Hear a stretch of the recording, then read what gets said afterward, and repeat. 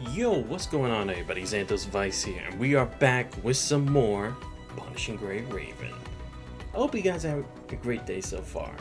Where we last left off, we had finally started on chapter 20 regarding the situation that Bianca and Chica were supposed to investigate regarding, I think, City 15, or was it? Well, in the end, it just eventually led to a Copperfield Aquarium, where it seems like the Red Tide's becoming active in that area. I will say, at least for me, I feel like the initial pacing for the chapter seemed a bit too fast, in my opinion. I will say, at least in my perspective. Again, don't get me wrong. It may be some people's better chapters, and they're free to think as they will. But for me, I don't know.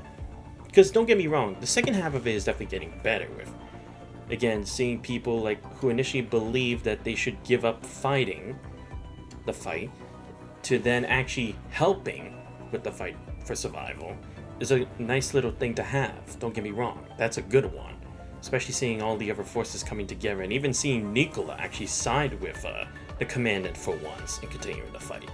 But I just feel like the initial thing regarding the Phantom Tracer and like what Bianca's going through, I feel like it's a bit rushed in my opinion. I mean, I know I complain sometimes, or who am I kidding, a good number of times, about some chapters being too extensive, but it's like I am still going through those chapters regardless because I want to know the information. I want to know the lore. I want to know how it connects to something that's majorly important later, because in this game, like a visual novel, and the choices you make, they do affect and change the situation from what it could have possibly been. Like how the supercomputer and the Gestalt always initialize like what a situation could be if not for the insertion and the application of certain other factors that wouldn't have been thought of otherwise. But at the same time, it's like this whole thing with the Phantom Tracer and seeing Bianca go too back and forth with it, I don't know. I feel like it hasn't really been introduced that well. I feel like at least if we had the Phantom Tracer at least either, and again, I could be wrong, there could be more stuff that needs to be added to it, or maybe there's some information I don't really understand about it. But maybe if the Phantom Tracer had been introduced a bit more earlier, like maybe in a previous chapter, like as a prototype initially, and then seeing like this is like a 2.0 version, and seeing like it still has some mechanics that it's still trying to work out, that's like Bianca's still seeing it but it's corrupting her mind, sure. Or even something along the lines where it's like it's actually affecting her more physically in the real world, where it's like it's actually making her go out of control and attacking people. I feel like that would make more sense for the vision she's having and these fights that are going on in her mind, and then actually affecting the real time and place, considering that we are in a limited time span in this situation with like the place flooding and the red tide approaching inland and stuff. But I don't know, you guys let me know in the chat or in the comments what you think about Across the Ruined Sea. Because like I said, the latter half feels much better. Again, it's getting more people involved. It's giving me a better understanding of like what these kind of people can be in certain situations. And I don't know, I feel like they were also trying to do a good job in like showing like Bianca's true character, but I don't know. I just feel like personally it doesn't do as good of a job as it kind of did for Karenina, because sure, it didn't really show too much about her past, but at least it gave you a better idea as to the evolution of what her character was from the influence of her grandfather. And hell, even some of the other ones, like when it came to the later chapters with like a Norman Mining Corps with Teddy, and the one with Luna and the Ascendants, those were like definitely better ones. And again, you could make the claim that, oh, because they're later chapters, they have more time to formulate this stuff. But at the same time, it's like some of the more previous chapters where it came to like individual people, like let me go ahead and see real quick, because hell, even Nanami's was good, because again, it's like she doesn't understand why she's the chosen one, but she's still the one going through all those simulations, and we're seeing that sure, she is making different kinds of decisions now. She may have to change her way of thinking a bit, but she's still the girl who's trying to make peace between machines and humans. Surviving Lusum did a great job with showing where Liv kind of drew the line of her actions initially when she didn't have the power to fight back like Lee and Lucia, but then changing that perspective later. Heck, even the one with the last spark with Vera as well, Again, just showing that she's still gonna be true to her person, and sure, it may be toxic at times, at least compared to the people of Babylonia, but she's at least bringing some real sense into this situation that others are trying to deny or just mask behind like some facade.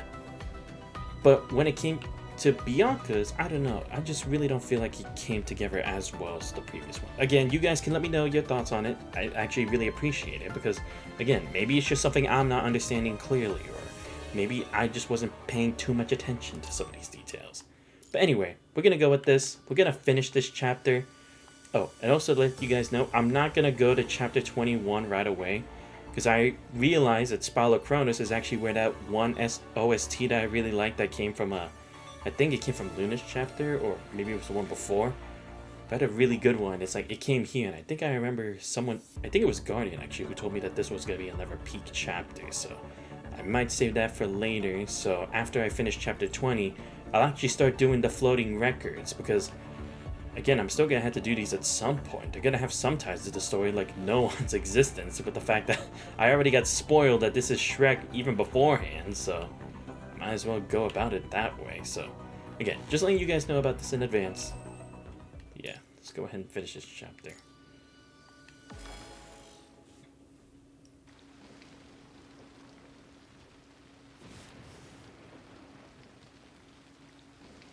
The sound of a downpour is echoing the deepest part of her memories and mind. Constructs are not bothered by rain. Still, Chico takes out her coat and puts it above their heads, just like what ordinary humans would do. It's so bad. Friends complain this can't be Bianca's. Wait, is it just me, or does the text look different? I feel like the text here looks different to me. I could be wrong, but I don't think it looked this soft compared to the other ones. And again, also just letting you guys know, I won't do the event or like that extra chapter. I think it's also like the was it another floating record thing, but I'll be saving that for later, obviously, because it's like I can't just keep stalling, just trying to get ahead of the story when it's like I still need this information regardless for the future. Friends complain this caught Bianca's attention. Looks at the female in front of her. Chilling raindrops falls on her arm. Her vision and other senses are slowly restored. Chico's pulling her as they're both running into rain. Yes. Also, the ending of that movie was so terrible. Really? I kinda like it. If laws are no longer enforced, I shall punish the evil in the name of God. But will such killing violate God's heavenly laws? It was just a movie, but it had to make the audience question the meaning of morals and ethics in the end. If the director couldn't find an answer himself, he shouldn't throw the question to us. True. According to that ending, we're probably the first to be punished by the heavenly laws. You're still talking like this? What? To stopped in front of the train station. This era is so absurd that it forces us to kill our most important ones with our own hands. The world needs us, so the remaining humans won't have to suffer what we go through. Where did Bianca hear these words? It's also raining on that day? Trains arrive with a sharp squeal. The war has broken out deep in Bianca's eyes. The peaceful scene's no more. Bianca finds herself holding her bow, standing on the battlefield full of smoking corpses. Foul, rotten smells occupied her nasal sensor. The gray sky continues to drizzle. Human blood and caustic vital fluid formed a small puddle at her feet. The raindrops and the water resonates like her heartbeat. In front of her is a deformed construct with a face similar to Chico's. Once consumed in flames that represent the infection of the punishing virus. In fact, the construct twists in agony like a tormented soul walking out of the flames of sin. It's completely turned into a monster still stumbling toward Bianca. I have always been regretting. If only I was less hesitant. Killing her on that day, those people might not have had to die. When I saw her cry, I hesitated. I was never good at letting go.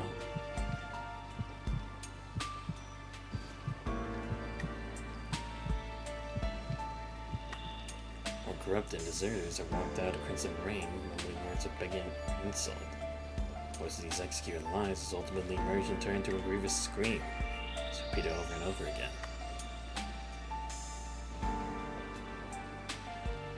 Sorry, my sister. Bianca hears Chico's whisper and wraps her arm around her from behind and takes her hand, with the stained gun on her palm. Chico's arm rests next to hers. My frailty and hesitation caused irreparable sacrifice and tragedy. To mend my mistake, I had to kill more people who were important. Their memories and silhouettes are blended together. Swing the sword towards those who were once their comrades. In the end, we both chose the same path. I read a purifying force eyes before Bianca. Feels like she's returned to that snowfield many years ago. She killed the father. Her misses blurred her vision, chilling wind blows her breath away. She puts down the gun, taking heavy deep breaths. In the snowstorm, she could see many corpses nearby. Some that belonged to corrupted. Some of her comrades were killed before they were completely infected with the PV. My family, friends, and comrades have been walking over their dead bodies.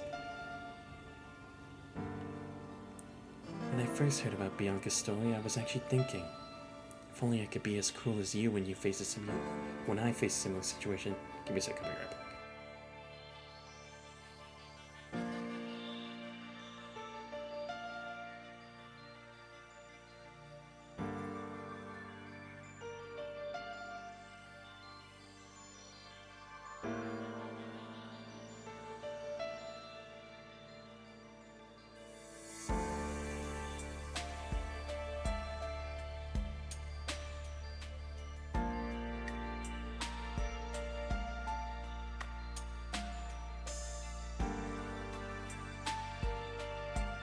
Sorry, it was just a spam call. Bonnie and the snow staggers to its feet and raises its head, its face constantly changing. Some faces come from Bianca's memory, some from Chico's. Before I realized, I'd already stepped on a journey of no return. No matter which side I chose, I would fail the other. I could only continue forward carefully, with a guilty feeling. The skill was too heavy for me to carry. Our emotions could rule over rational judgment. Ever since then, I chose the easiest way to live. Treated everything with zero emotion to maximize the result. For humanity, life would no longer feel painful. I see. True, because I see where it is, because in the end, yes, it would still be furthering the goal of getting rid of punishing. But again, at the same time, you failed to save those who could have potentially been saved. And again, you can't always say like this chance for everybody, because it's hard to tell whether physically or biologically if it's capable of curing them with a PV. That's like that chance as well being taken from them. It's also a cruel thing as well. Bianca touches it and realizes it's not blood but a transparent fluid. It's been too long since she had a human body. Has forgotten the feeling of tears. Does he even have any place in such a world? I can't believe you used to hold such a naive, ridiculous belief as the captain of the purifying force. You're only gonna make others believe that the battles are worth fighting. Killing is just killing. Always such unnecessary wars will only make them die in vain. Sacrifice is inevitable in war. Anyone should be aware and prepared for it before stepping on the battlefield. But because we're not mere killing machines, there are some values we must uphold. Without bottom lines, the cruelty of wars will continue to increase, bringing even more sacrifices. One day, such a vicious cycle will distort everything we fight for. You're trying to find goodness in hell? We'll never chase the nature of war. Goodness isn't necessarily linked to humanity. Even humanity itself has multiple distinct dimensions of values. None of them can be directly equated to life. Holding a weapon doesn't grant us the ability to judge the value of life. We may find ourselves in hell, but that only makes it more important to not trade our bottom lines for a brief moment of peace. If only your theories can stop the war. The soldiers no longer feel with anger, but rather exhaustion. Just one last glance at Bianca. As they continue the argument, he just slams the door and leaves. What about you, Bianca? Do you also think I'll make a better leader of the purifying force?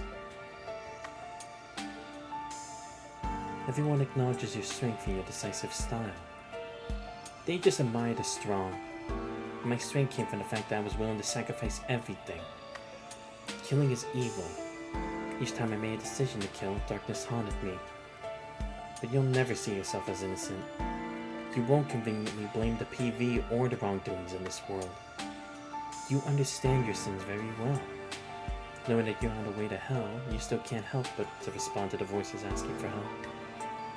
When you know that they are beyond redemption, you can still execute them with your very own hand. You carry on with this guilt. Is this what they said in the movie? We were all alerted about the evil ones, but there's another evil that we must beware. It's the indifference of the kind-hearted. Bianca, your rare, precious mind will never be corrupted by the outside world. It's what I envy most about you, for I myself am always indifferent. Sorry for saying so much. I couldn't help it. Chico. Still, it's nice to talk to you like this in the end. Bianca looks back into Chico's eyes and sees her own silhouette. The original look at this frame is actually the witch side of her. There are more emotions in Chico's eyes that Bianca finds somewhat familiar. She saw them on that snowfield many years ago. Her pain, her struggle, her wish, her longing. Chico didn't say anything else. Stepped on an unnamed train and waved goodbye to Bianca. Just like a friend saying see you tomorrow. It's just another ordinary day.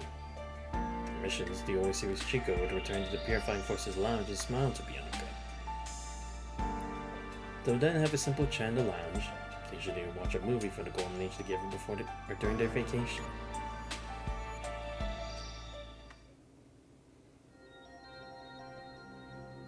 She wakes up from the dream of farewell. Deviation of her mind is temporarily stabilized. She opens her eyes and realizes the restart process of her frame is completed. She finds herself in an undamaged corner of the aquarium, with some red tide remaining around. There's still some warmth left on her cheek, thanks to her pair of earrings that once belonged to Chico, telling that she's been here. She has no time for anything else. Quickly holds up the phantom tracer, trying to look for traces of the past. The girl silently gazes at the hetero-humanoid curled up amidst the red tide, as if our creature was significantly wounded during the tragic battle it fought with Liv.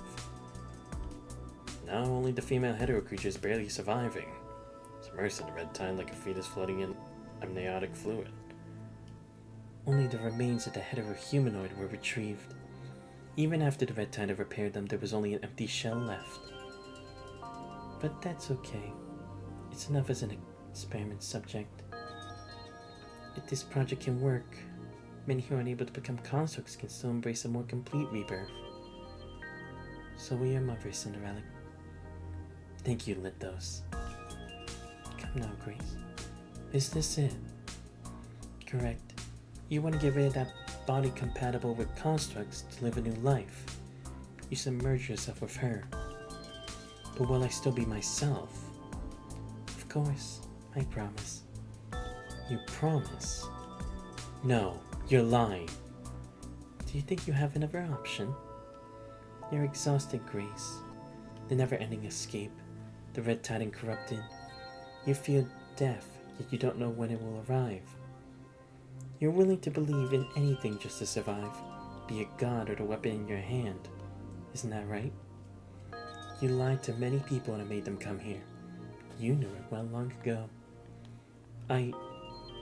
You can revive in her body. Your words, divination, and identity will all be verified. You no longer need to fear the punishing virus either. Isn't that good? Come, Grace. It's an obstacle you must overcome to bid farewell to your long-standing fear. Fine. So when Grace takes a step toward her ending, the closed door is slammed open. An ascendant! And a human! Ah, okay. This is when it happened. More Purifying Force soldiers swarming and surrounded too. On their weapons, they're all alerted and dare not to get any closer. What are you doing? Out of the way! Do you want to get killed by this ascendant? But she said, that's Lithos the Swindler. Are you really going to trust his words? Run while you're still alive. The swindler. Oh. It doesn't mean he's calm. He's a fully armed purifying soldier. This is the hetero-humanoid. So you brought it here. Are you trying to run another dirty experiment with it? Kill that doesn't eliminate all possible means of the hetero-humanoid to revive. Dirty experiment. Mercenary touch on a forbidden topic. Those rise to his feet from the execution chair. One could feel his invisible rage. Ground underneath begins to tremble as if some sort of waves are surging towards them. Compared with what those people did, I'm far from being dirty or a swindler. Yet you are taking their side and fighting to protect them. What are you talking about? Kugawa Kurano. Ah, great. Why am I not surprised? The Kurano's ghosts have come back to haunt them again. So Luna wasn't enough. Now lit those two. Terrific. Okay, that explains it. Daedalus? Daedalus? Don't worry. I've no interest in fighting for revenge. However, since you described this project as dirty, I shall make you experience this dirty in person. Although it's not even half as horrible as what they did.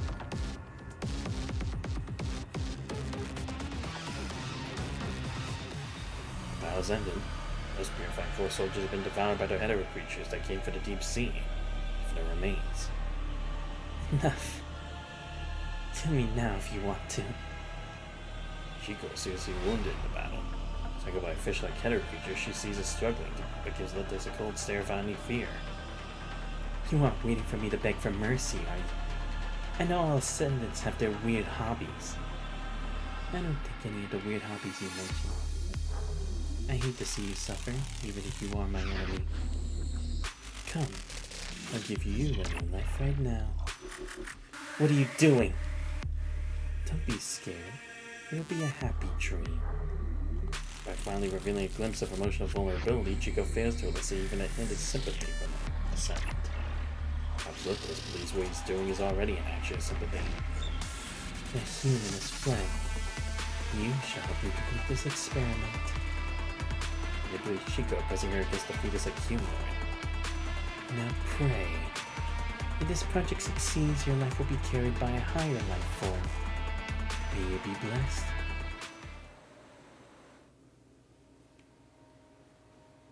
Flashback comes to an abrupt stop. Because at the moment that Chico melts into a hetero-humanoid. What was the look on her face? She in fear? Determined as always? Perhaps she was a little unwilling to go. Bianca doesn't know. Vision Chico's where we rewound to the moment Bianca's first stepped in, staring at her in silence.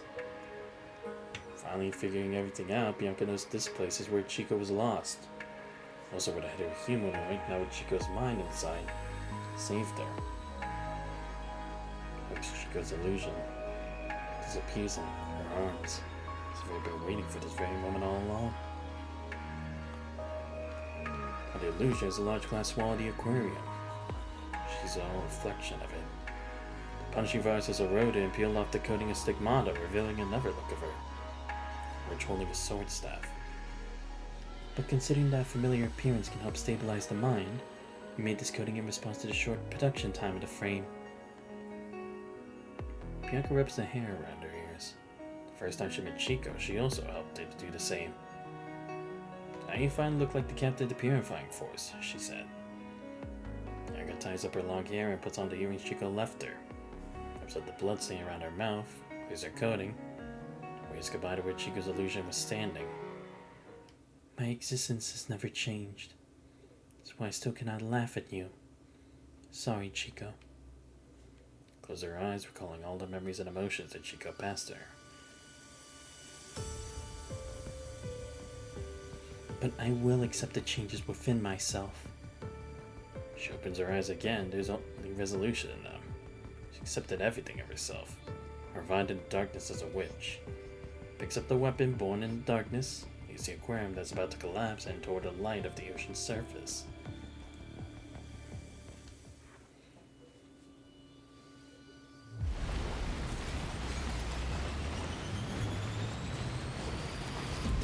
He's here already? I have to leave now. Those header creatures are blocking my path in an orderly way as if someone was controlling them. Let us. Is that you? Do I take damage in this? Oh, maybe not because she was already sick.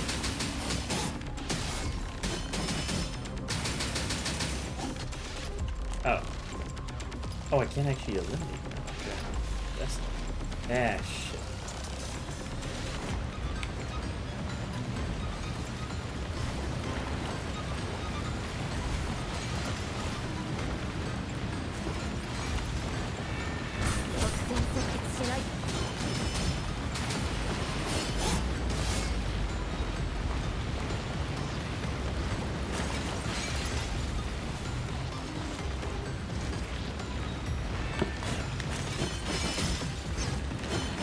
Where'd it go?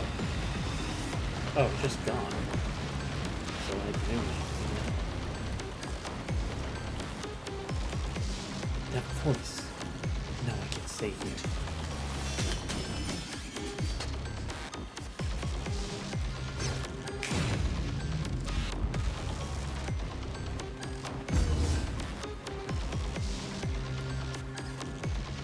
Oh.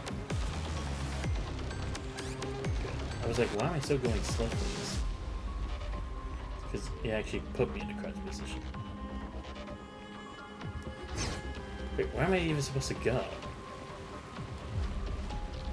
Here? No.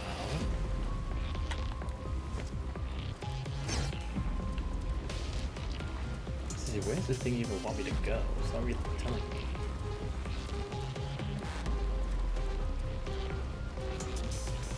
Maybe I have to interact with something first.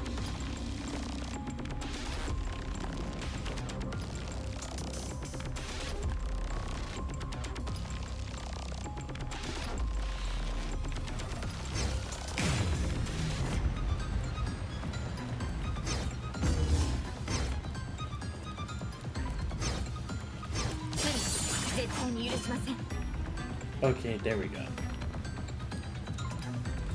Oh, I just had to eliminate them? Seriously? Oh shit. Well, at least I'll get more practice anyway. Oh shit. Damn.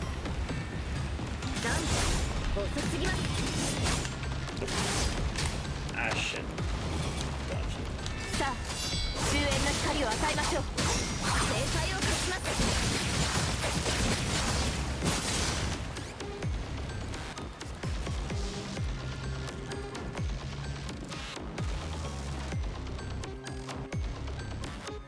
Rest in peace, everyone.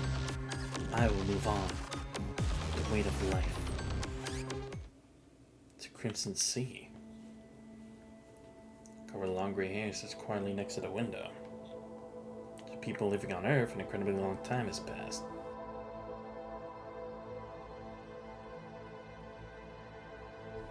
The battles fought against despair has turned into history. History turned to legends. The legends were carved in civilization's legacy, which eventually became fairy tales that parents told their children. But to them, it was just a short break before entering the next warp. Time and distance have expanded infinitely, following the spaceship's trail in the cosmic dust. Each step adventures forward and leaves hundreds and thousands of years behind. Lorraine Discovery continues to sail among the stars. The girl's main consciousness is located in the center of the ship. She still occasionally separates a trivial section of her computing power and projects it into the library as a hologram. Mechanoids rarely visit here. Simulated gravity is constantly keeping it at 9.8 meters per second squared. Not even a speck of dust has changed its position. Not long ago, a girl's consciousness crossed time and space to visit. She had it for a long time. She finally got her answer. She continued her journey toward the destined future unwavering. That's why they all arrive here eventually. Now the library is quiet again. The girl is still sitting next to the window. Her eyes is the reflection of a planet on the border of a galaxy. The surface is always occupied by never-ending crimson tides that make it look like a burning planet, looked at from afar. It's but an ordinary planet on the spaceship's path. No lives of any form can survive here. The machines have been looking for cannot be found here. Still, the color makes the girl feel nostalgic. She remembers the future that she saw through Gusteau's calculation a long time ago. Captain Bianca from the Purifying Force became a witch after picking up a weapon made with a punishing virus. She eventually sank with the fort into the depths of a contaminated ocean. Oh, that's right.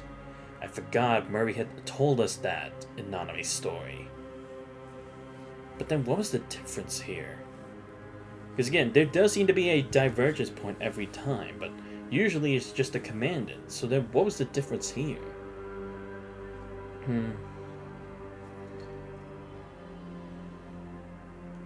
Wait, picking up a weapon?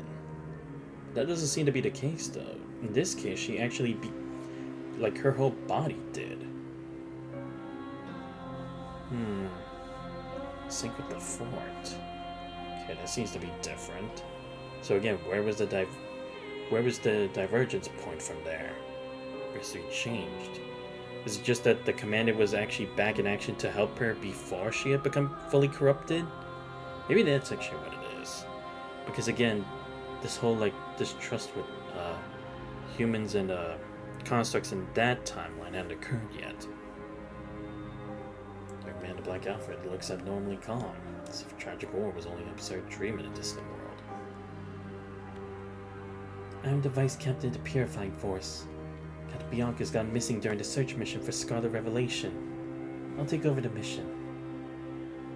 Oh no, that's what it was. That's the difference, isn't it? Because Chico was supposed to be the first one who went on the mission, not Bianca. But Nicola had changed that now, didn't he? Because after what happened in Karenina's chapter, A New Divide, that's when he changed the mission between them, didn't he? But again, what made him change it then at that time? Because sure, he said the red times were off, but it would have made more sense for... No, but then why was there a more dangerous thing that Bianca had to take care of first that let Chico go on her own then? Even though this was supposed to be the more dangerous point. Again, another divergence point that I won't know about yet. Or maybe this time it was because of Luna being active. No, but she isn't involved with either of the cases yet. Female construct has never been witnessed before, stands by the seaside. Someone splashes the ankles, already into red color inside. Over the seawater, surviving construct also grabs Chico's ankle. His body can hardly be recognized, but the vocal module is mumbling some incomprehensible words.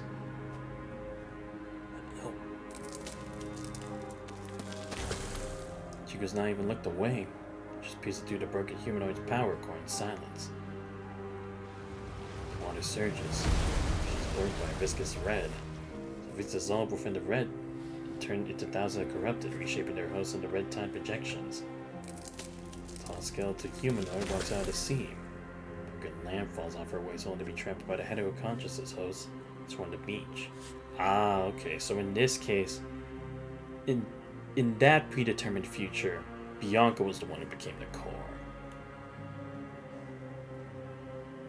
Witch. It's a witch, she hears humans screaming, and the mixed wailing and blood noises of flesh being torn apart. Signals of lies displayed in her terminal are rapidly disappearing. Nobody can stop her, so no match for her.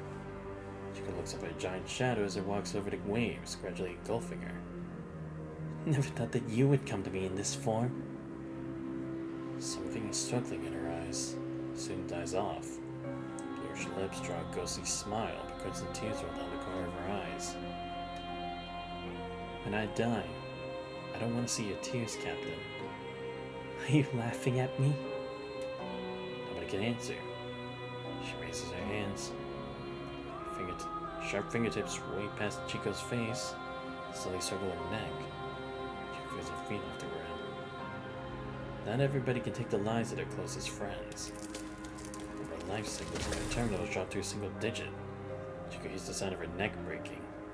She also smiles, closing her eyes and letting go of her hand.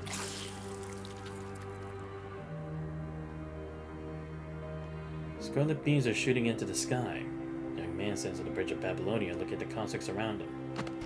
Dark muzzled guns are pointing at his heart from all directions. Sorry. It's all too late. He also raises a gun.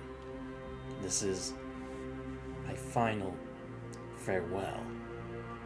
What? What happened to Lee and... No, but I thought Lee and Lucy were supposed to still be working with me at that time, right? Or maybe this has to do with Hassan and Nicola passing, right? But what would it change there to make them all turn against them anyway? I mean, I get that the commander would have had accolade and he would have already had the trust built to think that he's the only right leader, but... Still, okay. So yeah. No, that is the different thing, isn't it? History diverged once, It has to be the Omega weapons then, isn't it? Because we were able to reclaim the moon base instead of destroying it, like they wanted us to, at least from Sitz's, plan, we were able to create the Omega weapons that were able to at least keep the Red Tide away. However, here, they don't have those. So that was another divergence point there too. The fact that we were able to give them the okay, so I guess again, in some way, the commander being involved changed history again. But again, why did it change from him not being involved to him being? Oh no, wait, yeah, because Liv survived, didn't she? That was another thing. And I guess maybe that's where Nanami had changed them. Because maybe, because wasn't she also trying to stop Liv at one point as well? Maybe it's like, before the commander had made it there, Nanami in her own way was helping the resistance to the corruption completely engulfing Liv's mind. In doing so, was able to give enough time for the commander, and again, now all these changes are happening. Maybe that's what it is. Huh? We've begun to approach the target wormhole. The next warp is expected to commence in 40 minutes. The hologram of a white-haired female appears next to Nanami, and it concerns her like golden eyes. What's wrong? Nothing. Some memories just came to me. Is her hand open a light screen? Displays a document tagged with Copperfield Aquarium campaign. Like the calculated ending, the reality went another path. After Bianca was injured, Chico took over and headed to the bottom of the sea first. This document there are unnoticeable signs of adjustments and amendments regarding the allocation of their duties. Wait, when did Bianca get... Oh no, yeah, that's right. That is also everything that Nicola had said, didn't he? Because she wasn't fully ready for it. But it's like she was supposed to take the mission and that happened. What had happened to alter the inevitable disaster that took place in the calculation? Yeah, because Bianca wasn't involved with any of the other missions, so... Inadvertently, she glanced at the photo of a lamp in the document. While figuring it out, she casts away all the light screen and opens a new time-space map. And just set coordinates. Nice spot got so long the information tree finally stopping at the marked location. Hikma, can we pack up file number 2143 and make it ready for 4-dimensional communication? There's stuff you'd like to send to Earth. Understood. Are you sure this is what you want to send? For a certain day, I asked Nanami after extracting the information she wanted. The humans on the Earth have already mastered all the related technologies. This information is already outdated to them. You're right. I'm sending it here. But mankind didn't have the ability to receive 4-dimensional communications at that point in time. Besides, I know. That brief moment is their only chance. But the Phantom Tracer unlocks a hetero creatures. As long as there's a fragment that has a 4-dimensional feature, it can become the vessel for this information. Besides, they have to look for a door themselves. I'm only sending a fragment of the key. Understood. The information has been encapsulated. Time-space coordinates locked. It'll be sent out during Discovery's wormhole warp. The engine is about to start. We should go to the control room. Turns out the time-space map and rise to her feet, praying to send all computing power back to the control center. The light screen is then on standby, displaying the slow-spinning illusion of a blue planet amid the brilliant stars. Takes one last look. Discovery has crossed numerous spiral arms of galaxies. She's been to so many radiant stars and witnessed so many majestic views, but none of the planets can match its beauty. This is my gift to everybody. The gift of the future. Shooting star carrying the information will travel back in time. to its destination.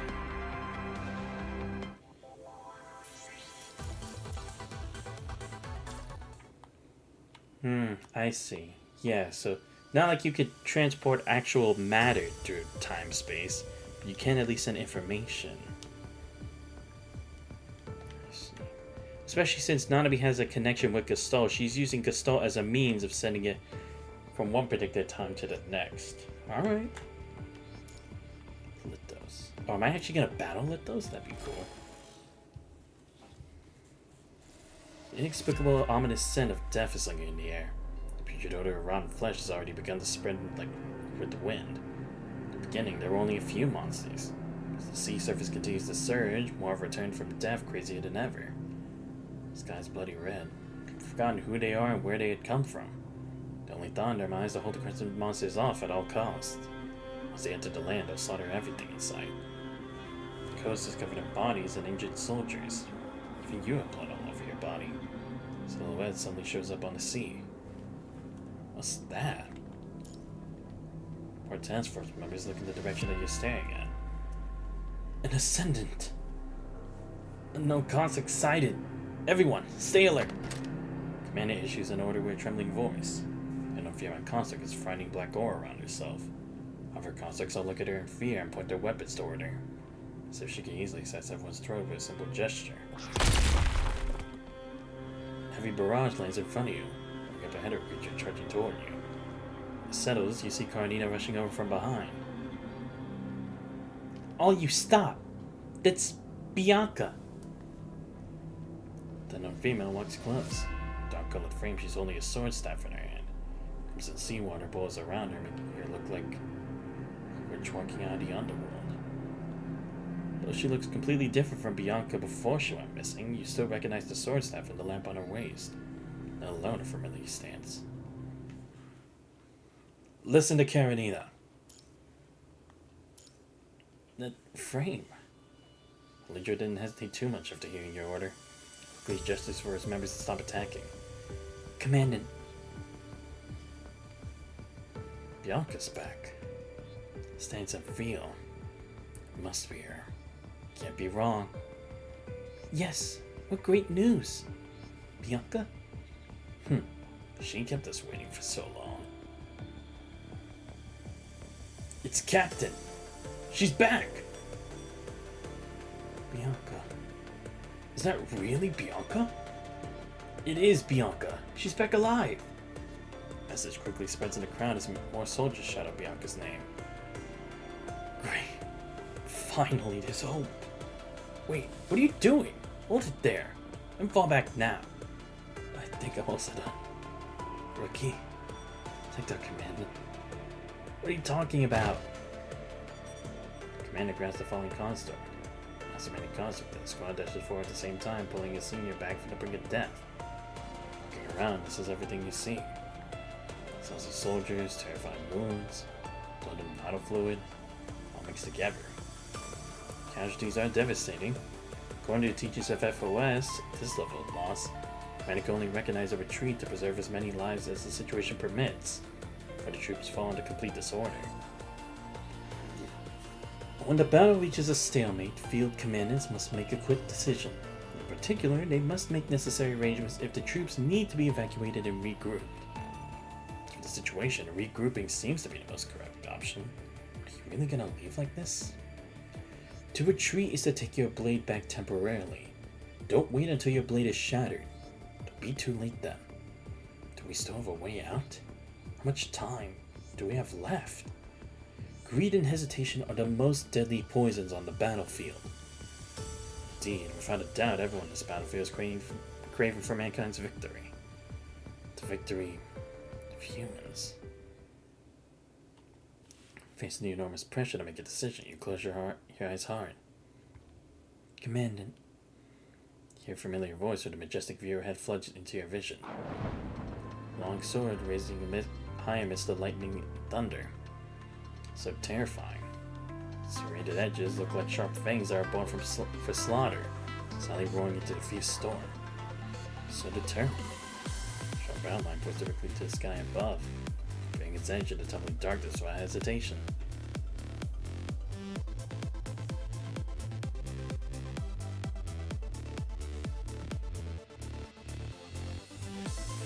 know what she means.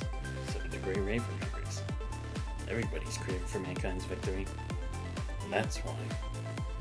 The operation will continue. Expect a response, the crowd bursts into a thunderous cheer. You all heard the Grey Raven Commandant? I'm not gonna ask you to retreat this time.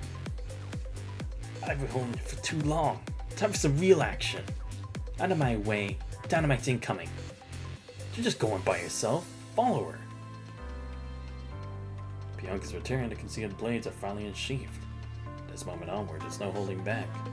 The refugees restock their ammunition for the last time, filling up every pocket with explosives. Since no longer follow the basic tactic that prioritizes the preservation of energy, they're going all out. The one here is next to Teddy. Damn it, what was that? Sorry, that thing is getting too close. I thought you didn't notice it. Far away, the monster's broken remains fall from the sky.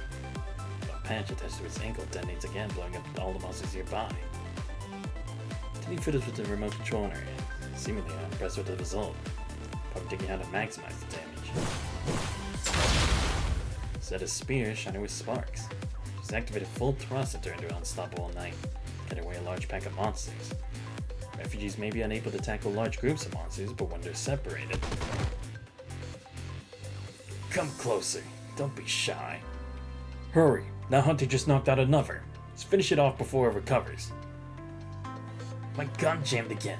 Just get the bullet out. Refugee tosses away the jammed gun, reaches his sheath and realizes it's empty. Then takes a look at the refugee in front. Give me your axe. Take it yourself. Don't take my pants. Sorry. Damn it, we don't have time for this. I'll hold its claw. The round of gunshots, the monster is completely eliminated, but a chain of others appeared, which drove the unprepared refugees.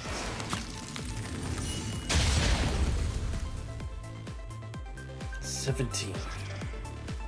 The showcase he drops next to his arm. The surface reflects the ferocious mouth coming close. If we can approach him, a scythe gets in the way. Phew, that was close.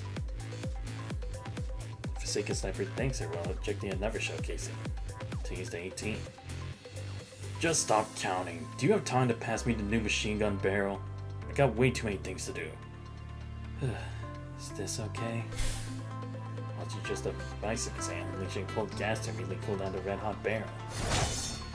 Lucia defeats every incoming monster on the front line. She tries to reposition, a half-dead monster pushes broken arm to pounce her. Blink of an eye, a banner speed is not only blocked its attack, also sent into the air along with another monster. He quickly aims at the monsters in mid-air as they're unable to dodge his bullets, limiting him as fast as he can. Words are unnecessary at this point in time. What they can do is keep fighting and embrace the victory. This is their final strength. It only lasts a fleeting moment, and turn the tide altogether. The will of every individual is combined together.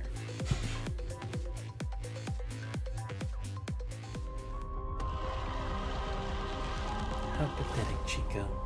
The people you wanted to protect have now united and turned against you. Don't be afraid. I will protect you, in this very seed that you were born from. Those curls into the execution chair, dives underwater, and swims toward the weakest part of human's defense. Hopefully, this nightmare won't last long. As Relita is about to reach the shore, the sword slashes down toward him. Relita's movement suddenly becomes extremely peculiar, dodging the incoming attack from an impossible angle. Must find out the real culprit before strength is exhausted. But reduce the defense force on the east side.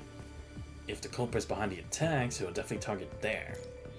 That's why I need to rely on you to take care of the east side, Bianca. She recalls the bandit's words were a smile of confidence.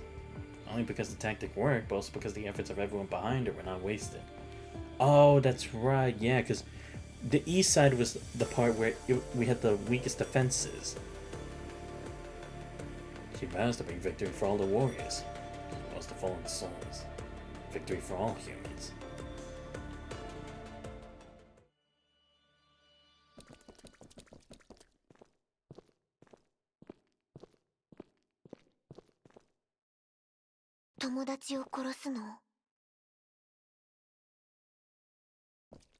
ダメだよ。友達に手を出しては彼女の泣き声が聞こえないの。即戦即決しないと。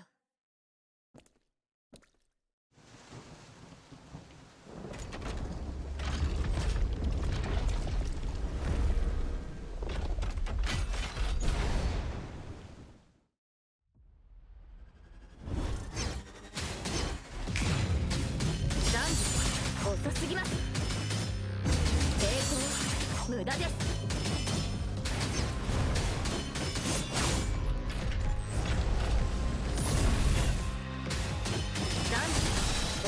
さあ終焉の光を与えましょう。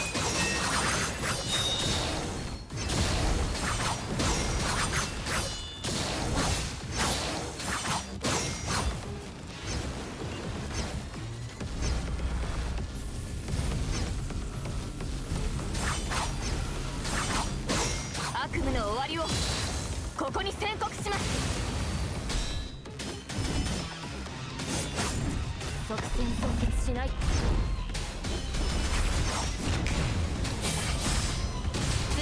さあ終焉の光を与えましょう。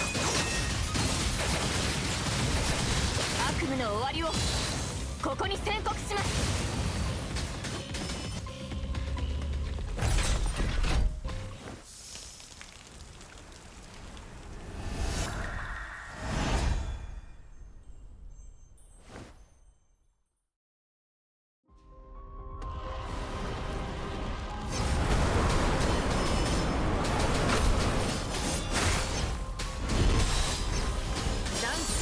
遅すぎます。抵抗さあ終焉の光を与えましょう。天才を隠します。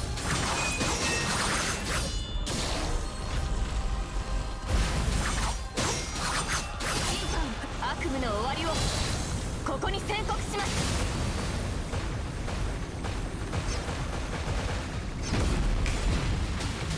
抵抗無駄です。即戦即決しない。遅すぎます。弱い敵です。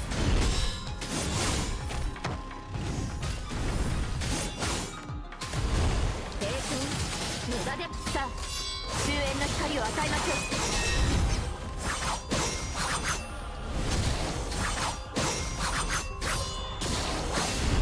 悪夢の終わりをここに宣告します。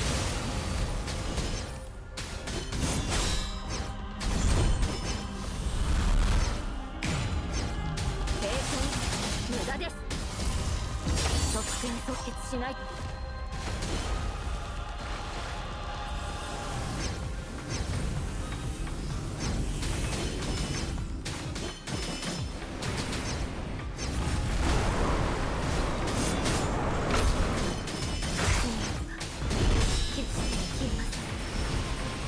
即戦即決しない。抵抗さあ終焉の光を与えましょう。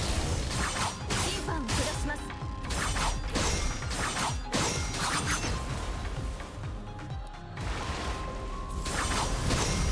手で真実が決して消えません。遅すぎます。抵抗無駄です。さあ終焉の光を与えましょう。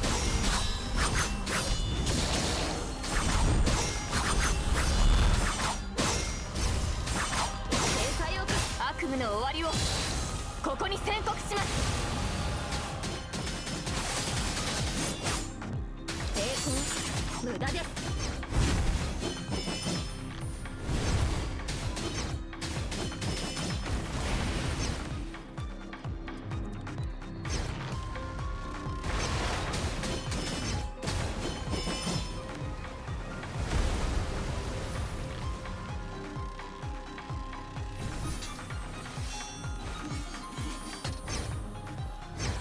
即戦即決しない。さあ終焉の光を与えましょう。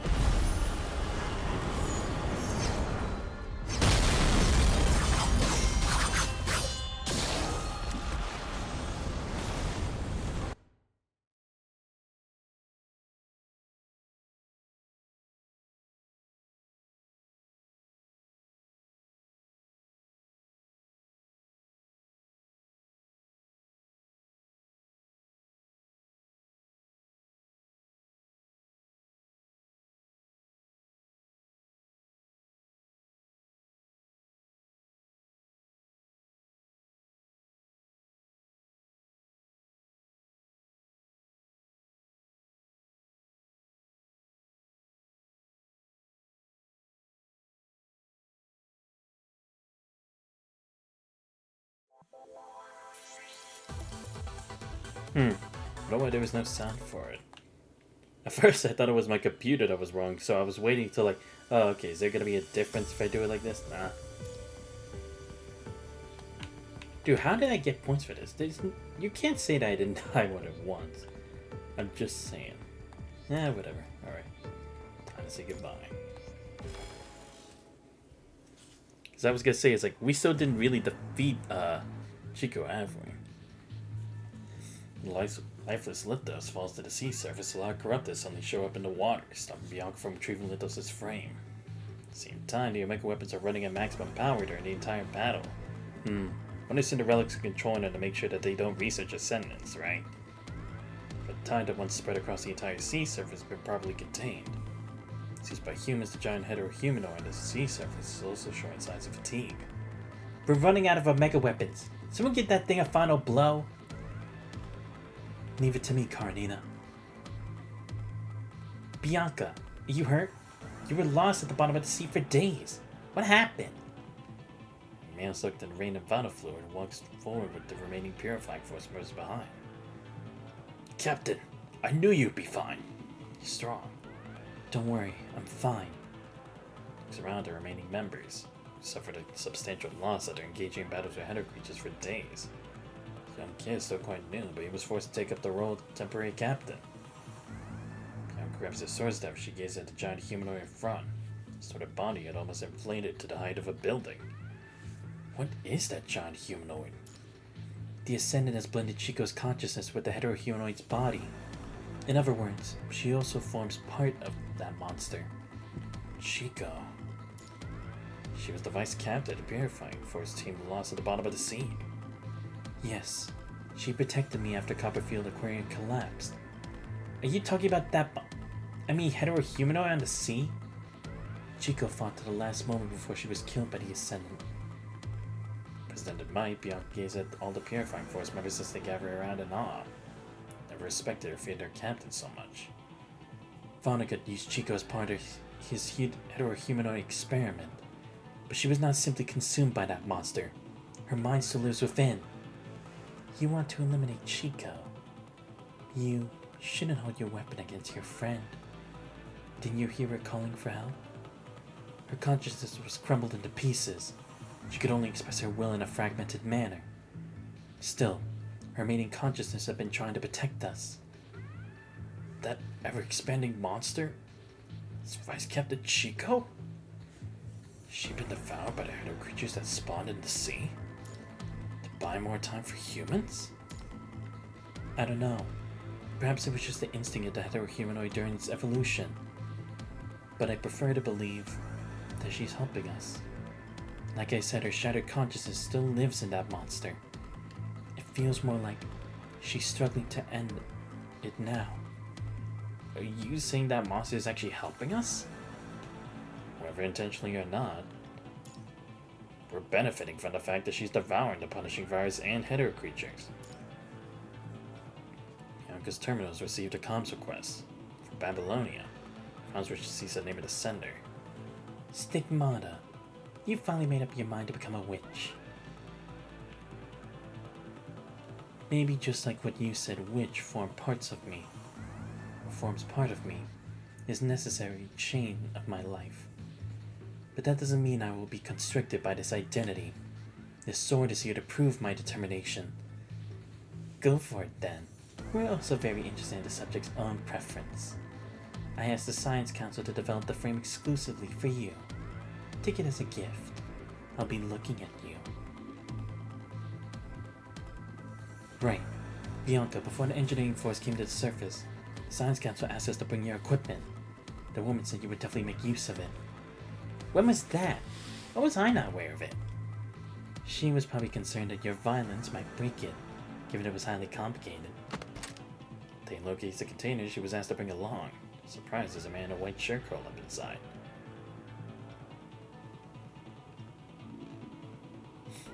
Yar, why are you here? As a scientist working for Kurno. Back at the lunar base, he spent some time with the engineering force to help them. You almost scared me to death. I thought the corruptor had pried open the container. I get it now. That woman must be your boss. She must be punishing you for helping us out on the lunar base earlier. She said since you broke that 0-point engine, you should serve as a shock absorber to protect the gear. So, looks like Yara's data on the 0-point engine saved his life. Otherwise, considering Kurano's way of doing things, the man named Yara would have disappeared from the world. True. So where is the gift she mentioned? Is this a cub? It's been reconfigured to fit Bianca's stigmata. Yep. When expanded, this cub can let stigmata ride on it to achieve high-speed maneuvers on water surfaces in low-altitude airspace. Now we can get close to Chico. Commandant, let's engage in a deep mind connection. Chico's final wish was to let me end her suffering. That wish is also mine. I promised her. The wish is so strong that you cannot turn her down. Then look at the Grey Ravens. They have a serious look on her face. He also presses his lips together, but you can tell he's not objecting. I see he just nods to you in all seriousness. The Science Council used the tissues of the heteroid mother to develop this device. I must admit, Bianca's new frame is more powerful than most of the constructs here. I'll cover you with the rest of us. Don't worry, Bianca. Commandant, I'll constantly monitor your status to ensure the stability of a deep connection. Nobody knows Vice Captain better than you, Cap. Still, be careful. Damn it. We're sending you alone once again, Bianca. I'm not fighting alone. I have everyone on the coastline behind my back. Looks like you figured out what to do. Time to give an order. Yep, we're all ready. Godspeed, Captain. Bianca looks at Palma and nods with a smile. The smile looks nothing different from the past. Look, her frame no longer matters. Everyone understands clearly, at this moment, that Bianca's still Bianca. Or rather, she's more determined than ever. Let's roll. All combatants, get into position. Cover Bianca. Alright, Teddy, let's go. Make sure you come back safe and sound, Bianca. I've even had a proper look at your new frame. I will. She used to stop Chico from taking her own. But this time, she's gonna help her. Great irony, isn't it? But let's see if we can do this.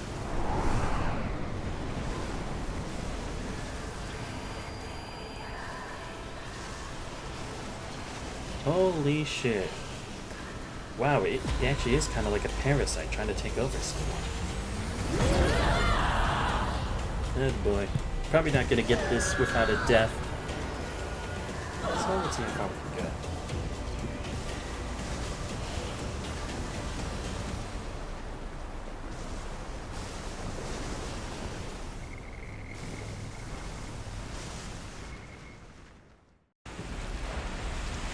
Chico, I believe you would do the same if it were me. Wait for me. I'll be right there. The red tide is still gathering. They didn't turn into the red tide voluntarily. The disaster and lie created by the Ascendant must end here. Oh, oh okay, so I have to dodge that. Hold that, drift it to side quicker.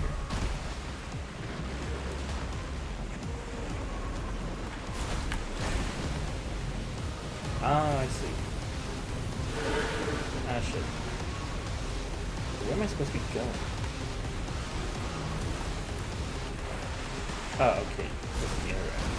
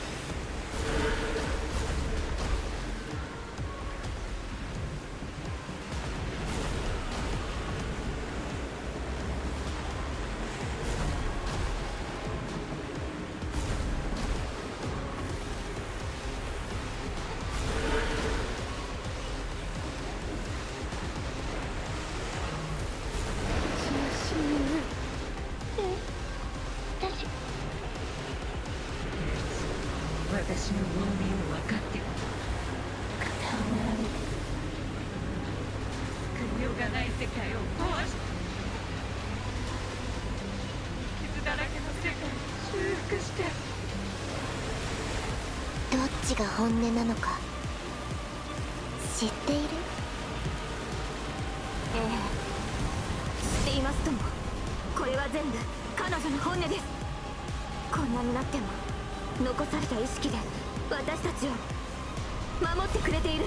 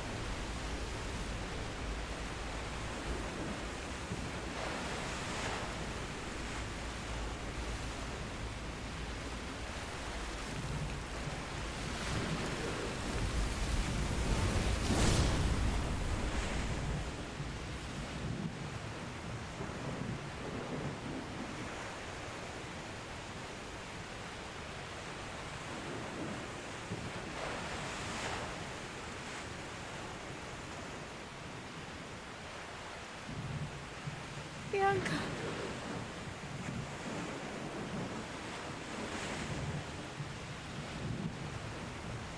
This is. Can you hear me, Bianca? That humanoid started to absorb the red tide at a higher speed from just now. The generation of the red tide slowed down. Your mega weapons are working. You've also set all the devices to run at full capacity. It won't last long, but should be enough to lower your burden. I'm counting on you. This is the time. I'll fulfill the promise with everyone's help.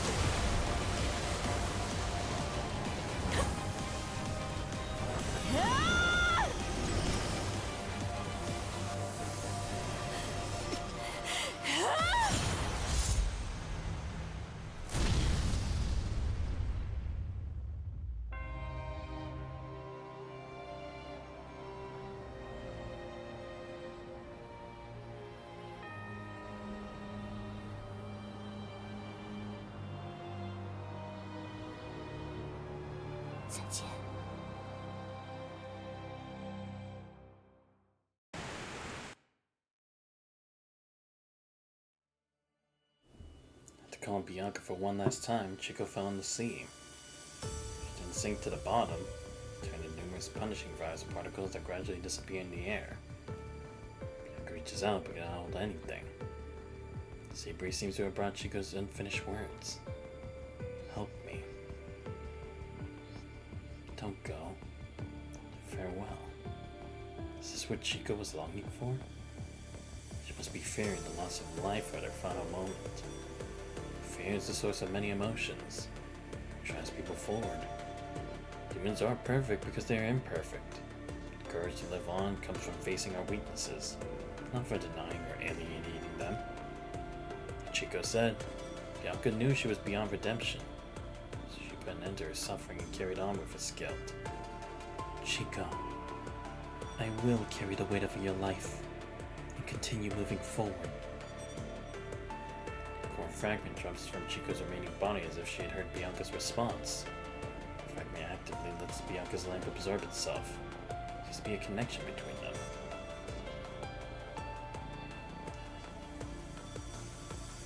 Karenine has come for the coastline defense. To confirm Bianca's save, she turns to the fragment with suspicion. I hope it's not some sort of ascended secret weapon.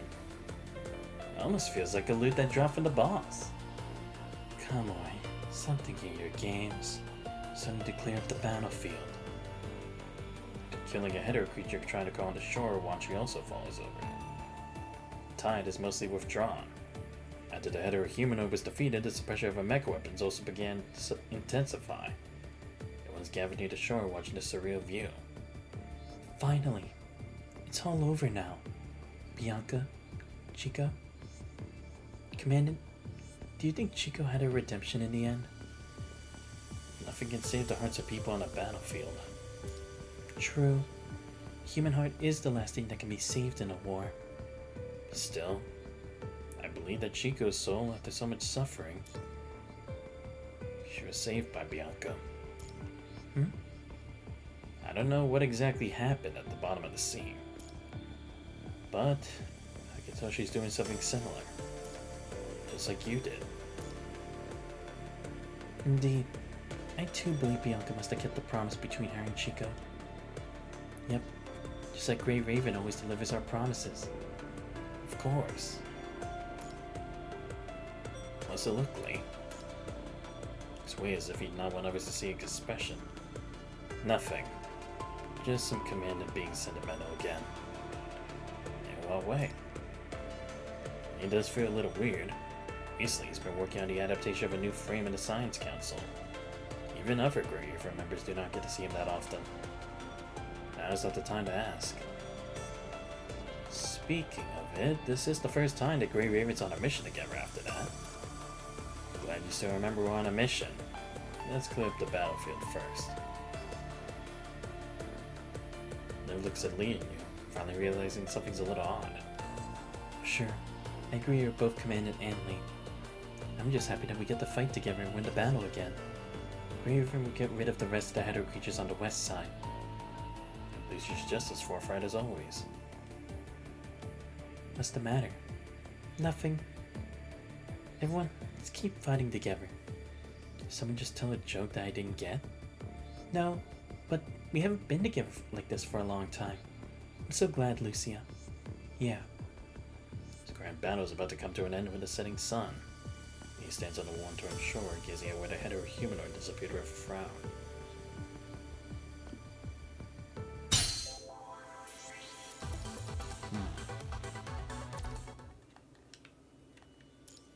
Key to the future. The remaining cleanup work progressed smoothly. Thanks to the coordinated efforts of all teams, the remnants of hetero creatures on the west side were soon wiped out completely.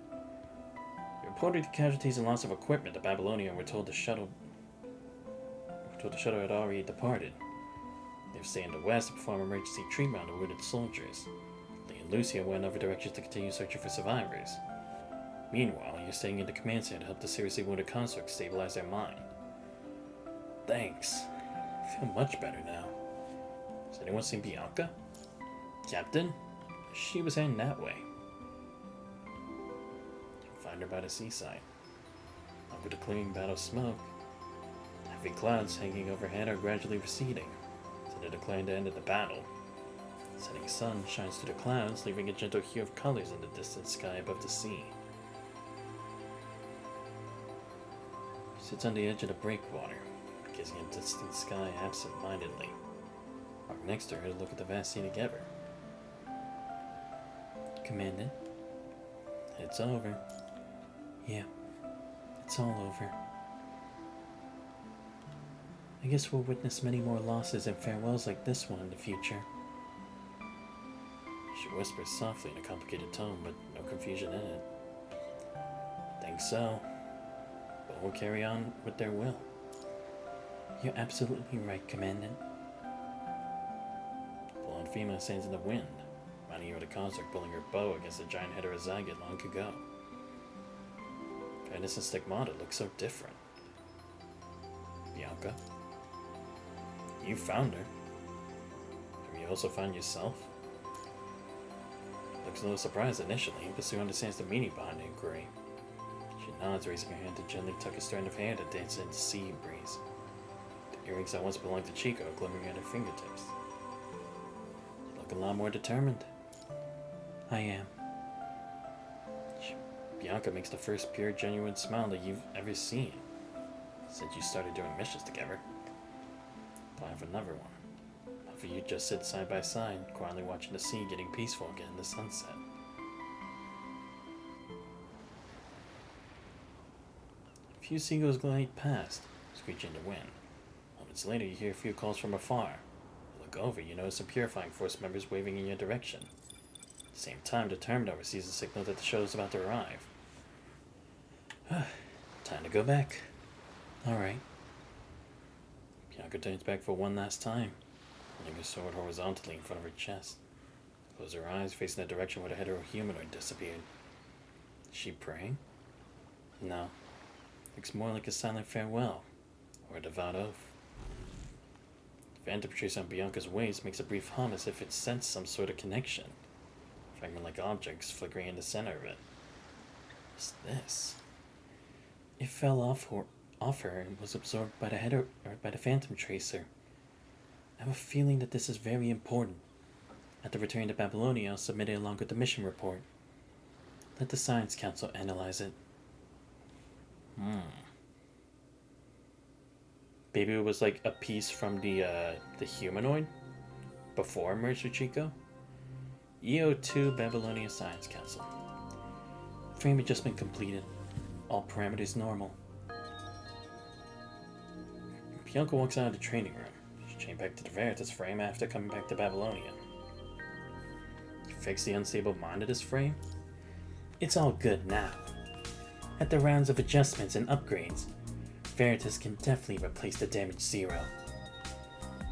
As for Stigmata, its abilities have been fully demonstrated in battle. Let Bianca change out of it because the punishing fire's information inside the frame is yet to be completely neutralized. Using it will make her mind more unstable. Ah, I see. So again, another attempt at something similar to Lusum, but in a different direction. Still, it is better to make sure we can completely make sure it's safe before using it again. A thorough tuning is necessary before it can be used again. As for the Phantom Tracer Bianca brought back, does it have anything to do with the Ascendants? No. The fragment appears to be merely a vessel for transmitting information. What really matters is the message it carries. It almost feels like someone was purposefully using the fact that the punishing virus could carry information. Actually, there's more than that. I must have overlooked something more important. The encryption method is beyond my knowledge, at least for now. If it's a piece of information, can you track its source? I didn't have time to find out its true origin.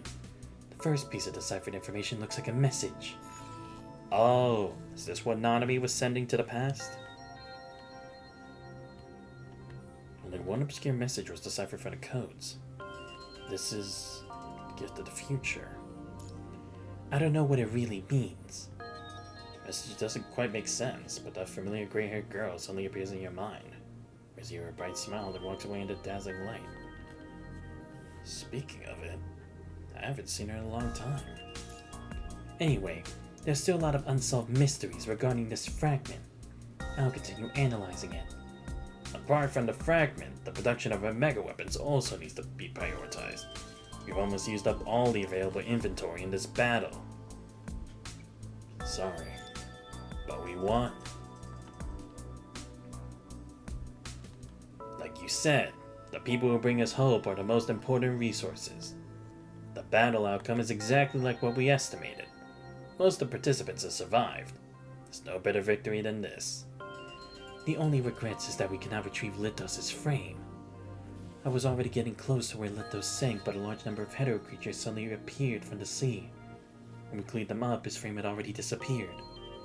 Thinking back now, the hetero creatures were probably... They purposefully showed up to transfer Lithos' frame away before he could get a hold of it. Correct. The only party that could do this was... our Ascendants. Only Ascendants or agents have the power to control such a vast number of hetero creatures. The enigmatic figure is once again hiding behind multiple mysteries, manipulating the situation and reaping the outcomes they desired. Everybody knows death is not the end for that Ascendant who fell into the sea. Once again... I could only find Lithos' hairpin. I've brought it back. Do we have any clue? Could be just your illusion, but Asma seemed a little odd when she mentioned hairpin. That hairpin! It passed the sterilization process not long ago and was delivered, and left it in that box over there. Look in the same direction. There is a box on his desk, but it's been opened by someone. Something inside. It was right here. Did anyone else come to this place other than us? Apart from you, there was only Rosa, who had been staying in the lab. Wait a sec. Rosa? But she's not here. The box is carefully opened and put aside. As one looks at it, it recalls the coincidental encounter between Rosa and no one not long ago. Now I want to bring up the unimportant past, but he had already forgotten that Rosa had always wanted to know the truth behind some things.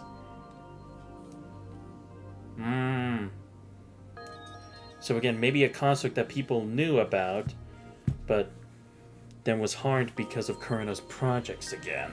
Because again, that was the same thing with Luna. Because of Kurano, they turned her to an Ascendant. So it wouldn't surprise me if Lithos was another casualty from it. Tess had placed a substantial burden on him, but he's been making maximum efforts to cooperate. For leaving, he notices a purple brain sticking out of a corner, swaying along with Zoni's movements. Whoever that is, they seem to be hesitating. He tries to walk away to a more crowded place. But surprisingly, he hears footsteps behind. One moment, please. There's something I'd like to ask you. Rosa. It's me. Sorry to disturb you. No problem at all. What can I do for you? Do you still remember last time? She mentioned how no one mistook herself for Lithos when he first came to the Science Council. It was my bad. Sorry. No, actually, I just wanted to ask. Do you know anything about this? This is... Shiver run through no one's heart as he cannot be more familiar with the object in her hand. It's Lithos' hairpin. It can only mean that. So, don't forget to introduce yourself again the next time you see me. Afraid I won't remember you. What? Nah, don't tell me she had a spare. Are you serious? No. Lithos is dead. No one gazes at Rosa in silence. Seeing his expression, Rosa anxiously raises her voice. All I know is that there's an Ascendant named Lithos. Everything about him is classified. Esma didn't want to tell me anything. Not even his look? But you did say this name when you saw me on that day. No one realizes what she's trying to ask. His first response is to turn her down. Sorry, but I can't tell you anything. I signed a confidentiality agreement. But... Please. You're the only one I can ask. Wait, don't cry. As in no one's a little shaken, as it begins to cry even louder. Is that trouble? No one scratches his head, then gently crouches down in front of her. Rosa, I can't tell you more. He takes out a sketchbook and a pen from his backpack and begins to try to look at Lithos. But I can't draw him for you. Will this work? Thank you. She puts away the tears, blurring her vision. Her eyes widen as she watches Lithos' face gradually appearing on the pale paper. I didn't add colors, but Lithos' hair and eyes are all purple, very similar to yours. May I ask why this matters so much to you? I have another hairpin that looks exactly like this one at home, but it's a lot older. I don't know whether it's part of Mother's memory or just one of the materials she brought back. She shakes her head, trying to cast away the mixed memories. She carefully holds the sketch and the hairpin in her palms. Can I take this sketch back? I won't let anyone find it. Of course. Thank you. Please don't tell the others what I asked. Sure. Similarly, please don't tell others what I told you. It's a deal. Nobody tells anyone anything. Yeah, it's our promise. Our secret.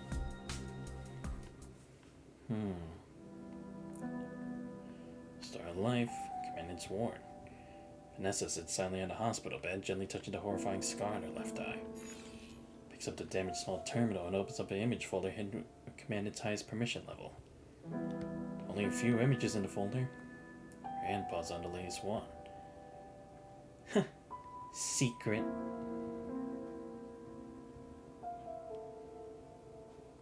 Before returning to Babylonia. Alright, I've got to go. Wait, there is one last thing. Grey Raven had a photo like this. Let's take one too for our final time together. Nobody expects her to say such words on a battlefield full of potential threats of hetero creatures. A photo. Fine then. This is the last time anyway. Tiazo cannot understand why his former commander wants to take a photo of a traitor, but he no longer has any desire to find out the reasons behind Vanessa's changes. He's already made up his mind to leave them. Baminana, stand next to Tiazo. Baminana nods in obedience, follows Vanessa's instruction to stand next to Tiazo, so he get a photo taking pose. Tiazo just turns sideward across his arms. Keeps a poker face, but it's not left. Vanessa raises her terminal to put both of them in the viewfinder. Seeing the terminal screen, she makes another breezy smile, but never presses the shutter. What's she waiting for? Tiazo looks up for her in confusion, but Manana just keeps her hand up helplessly maintaining the pose. Vanessa ignores Tiazo's questioning look. She just looks into distance.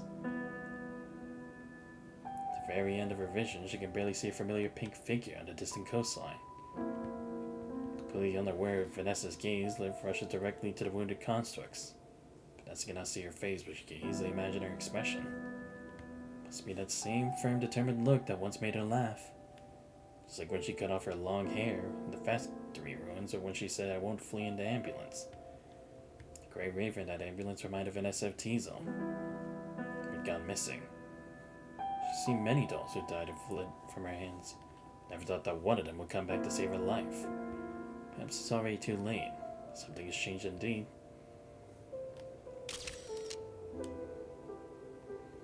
Just when Liv enters the viewfinder, Vanessa presses the shutter, capturing the scene.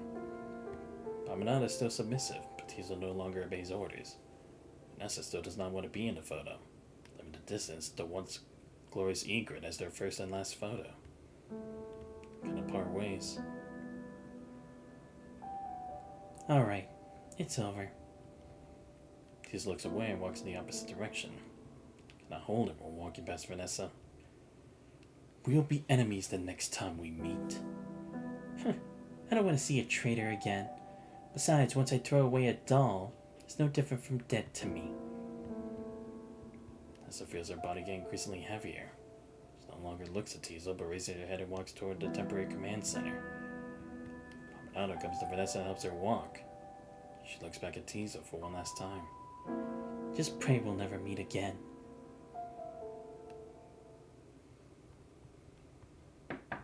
Someone's knocking on the door. Dr. Star of Life walks in with a report in her hand, while Basilica is holding a fruit basket. The results are out. Your recovery is progressing well, but the wound on your face may take some time to heal. As for your left eye, unfortunately it was wounded too badly and didn't receive timely treatment. Its vision is completely lost and cannot be recovered. But considering your situation at that time, this is already the best outcome. Is it just you had the eyeball removed as soon as possible to avoid sympathetic ophthalmia? Once it's out, you can consider installing a prosthetic one. Vanessa, Celica thought Vanessa would blow up for this. She just raised her hand as if she doesn't care at all. Whatever. Scar and prosthetic eye can serve as evidence. Prove that I saved so many lives. Suppose that loser Xanthos. Kaji runs her fingers through the hair on the side, giving her usual sarcastic smile. Hope that chief can regret lying down for 3 months, doing nothing after seeing my face. If you say so. Santos just happens to be in the Star of Life helping live for a rehab. Would you like me to give a call? If that chief insists to apologize and thank me, I don't mind accepting it. But I hope that chief can show some sincerity. Stay for at least an hour before coming in.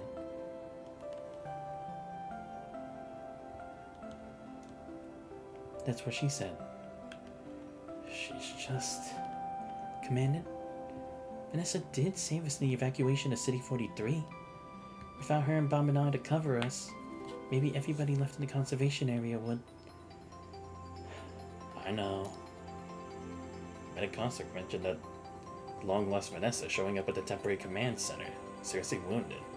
She's in a coma for quite some time due to infection after being sent back to the Star of Life. Vanessa appears she never talked about her injuries or what happened in the past few months. Just provided tactical assistance to the surrounding soldiers or bombing on until the battle ended. To join the main force, she was sent to Star of Life. She was once in a coma due to serious infection. I'll be there right away once you finish your treatments. Okay. Are you also coming? You go first, Commandant. I'll visit her alone later. Her T's all defected. If she sees us together, I'm worried that she may... Got it.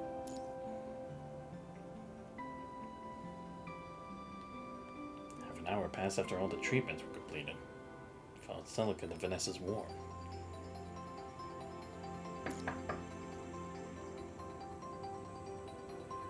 Hear Vanessa's voice.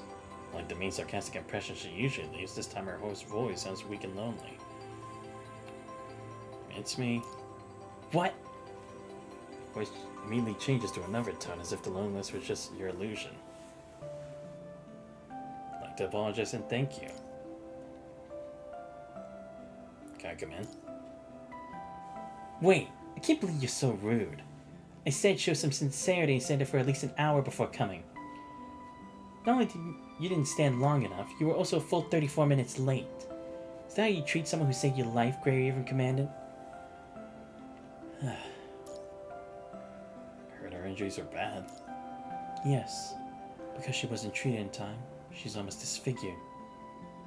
Call every encounter with Vanessa. Always glamorous, beautiful, keeping her elegance even during surface missions. So much pride. Let her calm down first. I'll just wait here.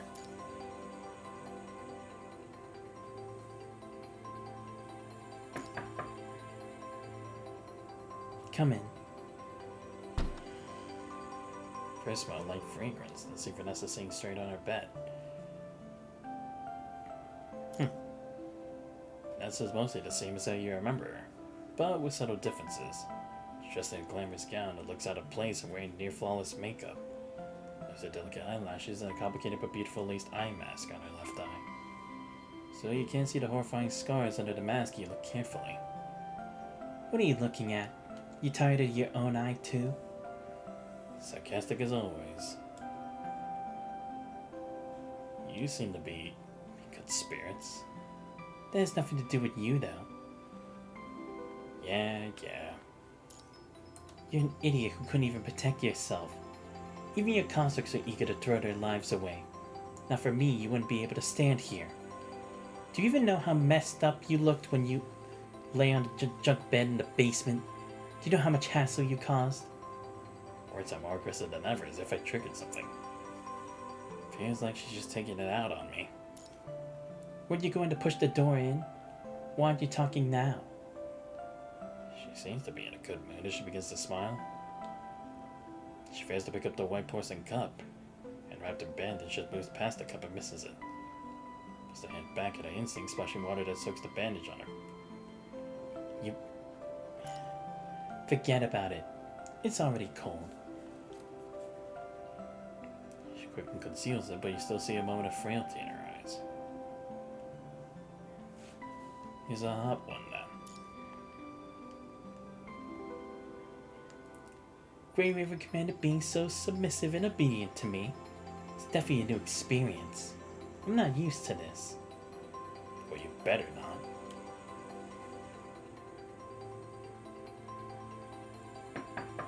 Though it seems like an eternity, the silence is interrupted by door knocking sounds. Clutched back his hand, Simon peeks into the ward. Master, I met Commander Simon on the way. He said he wanted to visit you. How are you feeling, Vanessa? Oh, Chief, you're here too. Simon. You? What's going on today? Are all the losers having a reunion? Simon completely ignores Vanessa's sarcasm. So he places the bag of the cabinet next to her bed. You should increase your vitamin intake. Recovery from major injuries can be quite challenging. I don't. Baminata would like to thank Commander Simon on Master's behalf. Master wouldn't need this. The doctor had said so. Meanwhile, Simon's already begun to dig into the bag, taking out one item after another while explaining them to Vanessa. Chooses foods, booked for killing time during rehab, gifts for survivors of evacuation, and many other things. Vanessa still maintains her indifferent attitude with occasional sarcastic comments. Still, she reluctantly makes Baminata carefully put away the things Simon brought. Another new visitor's shown up. Wow, this place is so busy. I didn't expect all of you to be here. Don't you have anything more important to do? We're on it right now. Nothing's more important than visiting my heroic senior. Whatever. Takes a sip from the cup in her hand, covering her face with it.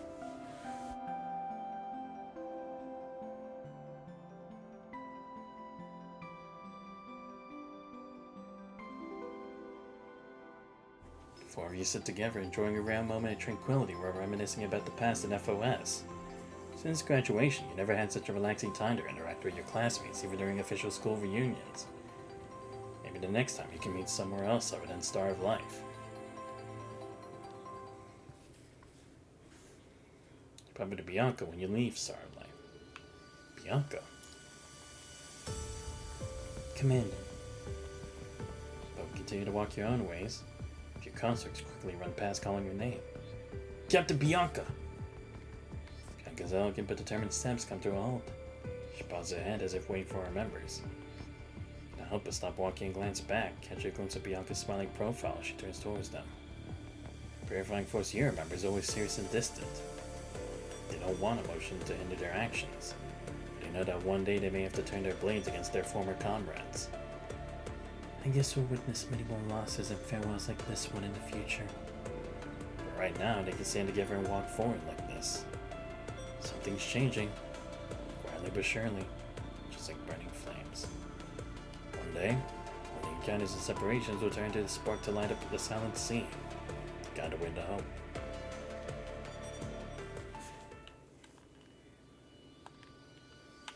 Oh, great. Alright. So now I'm finished with this. Again, I definitely do feel like, again, it did redeem itself in the second half. But again, still in the first half, I don't know, it just felt like, in some cases, like, we kept doing repetitive stuff for too long, but in other cases it was like, they definitely could have done more to expand on like certain points. I don't know. Again, I could be wrong. Let me know what you guys think about that. And I'm not going to start the Spotlight Chronos yet. I'm going to save that for another time. Because let's see. Then we have 22, 23, 24, 25, 26. Because I already done 27 to 30. So let us actually go ahead and do the floating records. Because again, these seem to be convenient. But I don't know if I need to do this one. With a whale. Let me see if any of these actually need that. If they don't, then probably won't. But if I have to for some time later, then maybe I will. No, this one just needs AR4. Okay, you know what? Yeah, we'll just go ahead to this one, the Arc Beyond. I kind of want to know what this is going to be about. Oh, is this about Hikema? Alright, I'll do it.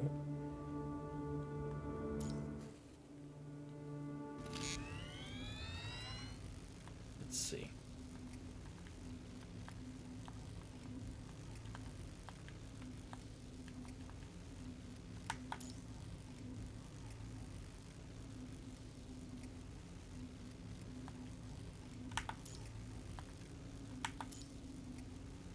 What in the heck am I waiting for?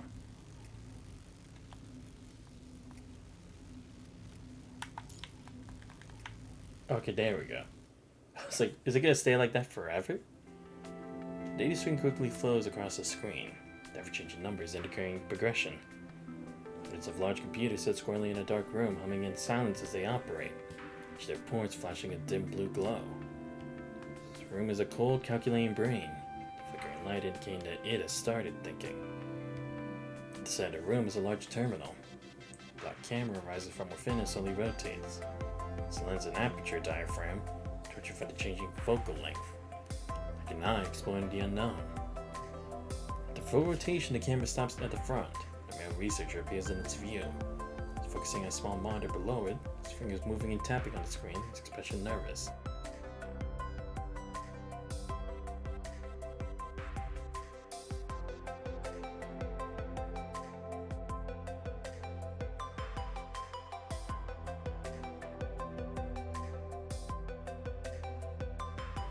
Checking the activation, good. All systems normal. I finished typing the last line of command, the man breathes out. It's his tense shoulder and giving his partner the other side of the room an exaggerated thumbs up. Morning, sunshine. Taps his arms and greets the camera loudly. The female researcher on the other side shakes her head, seemingly used to his behavior. Command unidentified. Please repeat. Mixing several vocal data, an androgynous synthetic voice speaks from the center of the room. That's not right. What was this one back during the testing? What was it using? Load personality 134. After a brief pause, the terminal speaks again, a soft female voice. Greetings. I'm Heuristic Artificial Intelligent Caretaking Machine Alpha, identification code MPA01. How may I help you today? Just talk to me. Whatever you want. Today's temperature is between 15 degrees Celsius and 22 degrees. The AQI is 154. Expecting a drizzle in the evening, but the air quality should improve afterward, giving us the highest atmospheric visibility of the month. These suggest that tonight is the first night in a long time that the stars are visible to the naked eye. Should I recommend you the best stargazing locations? Of course you start talking, whoever. I can talk to you about any subject you are interested in, if you request. Then, is there anything you want to tell us? Absolutely. You request it, I will tell you everything I know. However, there is no topic I would like to discuss right now. Should I pick a topic of news? Or news you might be interested in from a random pool? Nah. I say as usual, turning around and walking to the other side of the room, indicating his partner there to follow up. Data looks fine. Let's move on to the next step.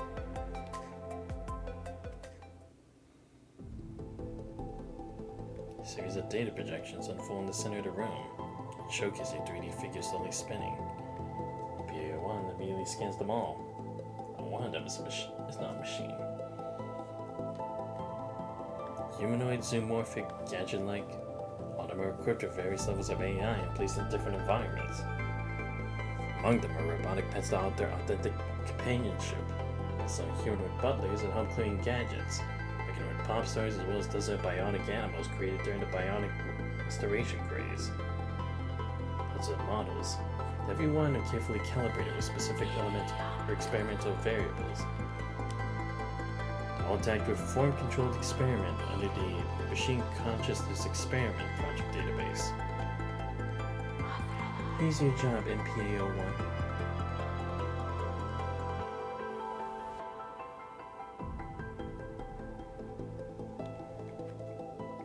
You were to document the entirety of the Machine Consciousness Project, maintain each subject and replace their frames routinely, review their memory data, and record all changes to their emotion simulators, performing comparative analysis on their causes and results, troubleshoot anomalies, collect useful data, help us adjust to improve the direction of the Machine Consciousness Experiment.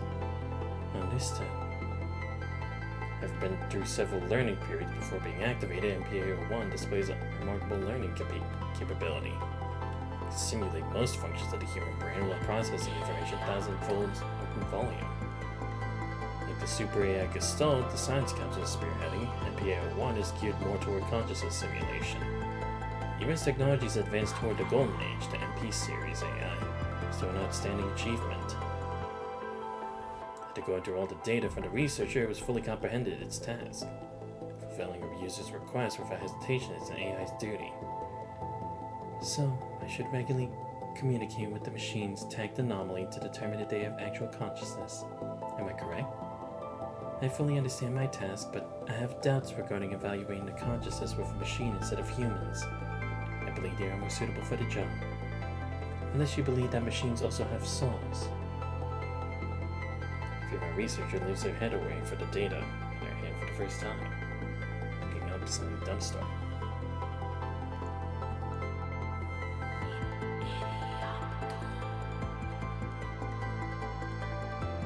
Technically, every piece of equipment in this room is part of MPA-01, so your gaze quickly goes across the star like flashes surrounding her before landing on a small camera. Noticing that the camera slightly raises as if meeting your gaze. Why do you ask? You uploaded human-authored fictional stories unrelated to the experiment to my database 2 minutes ago. As I am authorized to access all information in my database, I read through those materials. And 8 of them are science fictions that explore the possibility of machines having souls. Should I interpret it as the ideal result of the experiment? That's when the researcher realizes she's accidentally uploaded the reading material she used to kill time from her personal files. Those are just my pastime readings. Among these subjects, a large portion of them has no idea they're machines to begin with. We need an entirely different perspective to explore our possibilities within them. You upload a few hundred personality types to your emotion simulator so you can communicate with different trial subjects. Use them to optimize your solutions by identifying the subject's emotional states. As your creator, we believe you are more than capable of this task. You're the first machine created to talk to machines, MPA-01. Record everything you witness. Perhaps one day you'll find among them your very own. She quickly shakes her head as if what she just said is impossible. She looks up again. She's also regained her calm demeanor. We're uploading the emotion simulator module in 10 minutes. We'll start working tomorrow. MPA-01 was able to capture the most minute changes in her expression and record almost inaudible words she just said. Cannot fully comprehend what those words mean. It's not like its job is to collect these data, not useful for its missions, and all it needs to do is carry out its duty. In its world, there are only endless data streams. It's the question's creator. Machines created for the experiment. I see. Deleting excess data and setting the machine consciousness experiment as top priority. I shall fulfill my duty. Let me see, how far am I in this? Oh boy, I'm going for another long one. Revelation.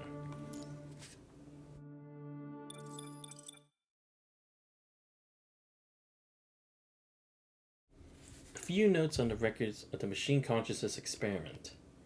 To help some machines from the controlled experiment experience the same path of human growth, every mechanoid's frame is replaced regularly. This is to simulate growing up as humans do. For replacing their frame, MPA-01 will inspect their memory drives and neurologic circuits accordingly.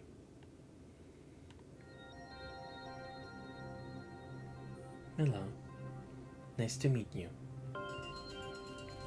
The only light in the room shines from above, illuminating the girl sitting in the center. She looks no more than 5 to 6 years old, showing no fear despite being alone in a cold, dark room. Instead, she observes everything around her curiously. Next, connected a few cables, but doesn't seem to notice. She finds no human, but a giant terminal before her. As the terminal speaks in a soft female voice, the girl reacts with awe before approaching the small camera. Are you the one talking? What is this place? Nanami only remembers Mom telling a story before I fell asleep. Is Nanami dreaming? You can certainly interpret this as a dream. You'll wake up in your bed when the sun rises. This is the first time I've had such a clear dream. Who are you? I'm Heuristic Artificial Intelligence Caretaking Machine Alpha. Identification code MPA01.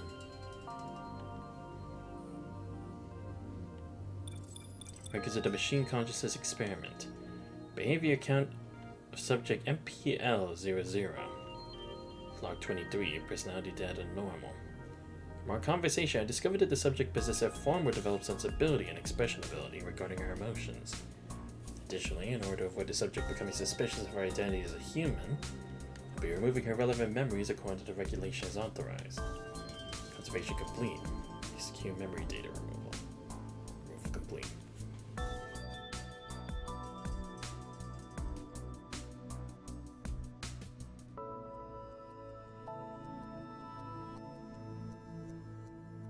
Hello.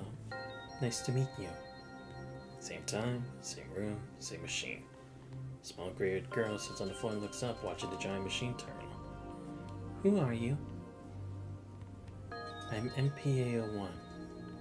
Same introduction. Machine? You're not human? I'm comprised of data and programs. I cannot be categorized as human. I see. My parents always say that machines are humans' friends. So, you're also... What did you say your name was? Heuristic Artificial... Ow. Bites her tongue trying to say the long and tongue-twisting title. Name's so long. Does everyone call you that? My user only calls me by my identification code. Therefore, unlike humans, I wasn't given a name. How about Nanami calls you Haikma from now on? Haikma. That is a wonderful name. Thank you.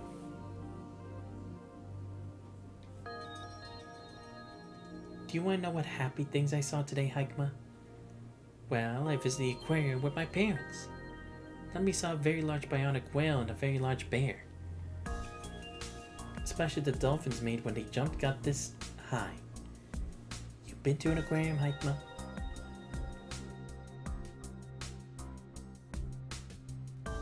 I am an administrative AI without a body capable of mobility. I have not visited the place you mentioned. What if Nanami puts a camera on her that's connected to you? Then I can take you everywhere I go. As a matter of fact, I can visit any place through virtual reality, able to see the things you described. It's not the same. It's different when you see the real thing with your own eyes. Not to mention that Nanami wants to visit with you, Haikma. I'm sure we'll have a wonderful time when we go together. I've never thought of this possibility, but... Yes, sure we'll have a wonderful time. Wait, Nanami goes to draw the things she saw and show you. I'll bring them with me and show you if there's a next time. Is there a next time? Interesting. So Nanami actually knew of Haikma even long before, but she didn't have any recollection. Something happened with the people doing the experiment, and then when they last erased her memory, that's when she ended up being a construct working for Babylonia. Behavior count of subject MPL00. Log 36, personality data normal. It's worth mentioning that the subject has shown eagerness toward creative expression, a very unusual behavior for a mechanoid. To further analyze the situation in depth, I requested creative tools from my user for our next session. Side note, regarding the name Haikma, subject Nanami given me. Based on my calculation, keeping the name only has a 0.08% chance of influencing the subject's memory data. Therefore, I chose to keep the name. I'll be using the name Haikma in my next session with Nanami.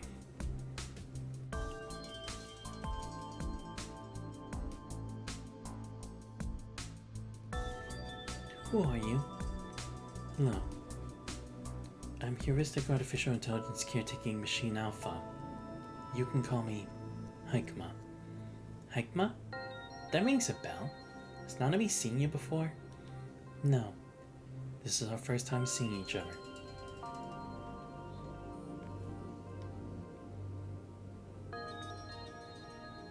Do you also want to know what Nanami likes? Can you believe that my teacher also asked me the same thing today? Nanami's previous teacher only let us draw apples and eggs, but the new teacher told us we could draw whatever we wanted. So, Nanami drew a lot of things on the paper. A giant mech that's taller than a mountain, a cartman rider, I guess my parents gave me, and Mimi's fur ball. Wait. Nanami suddenly remembers there's one more thing she wants to draw. Her picks a pen and paper next to her and starts drawing. Let's add a flower here.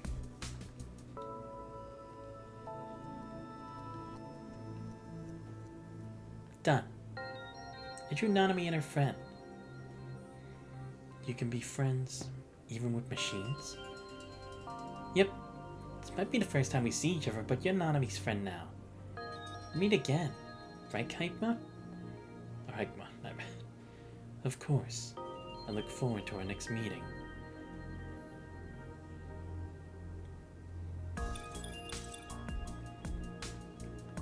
At the beginning of the experiment, I conducted drawing-related tests on 12 humanoid mechanoids. They were free to draw whatever they wanted. I want to see what topics they'd choose. Originally, their drawings were all amalgamations of pictures from their image database.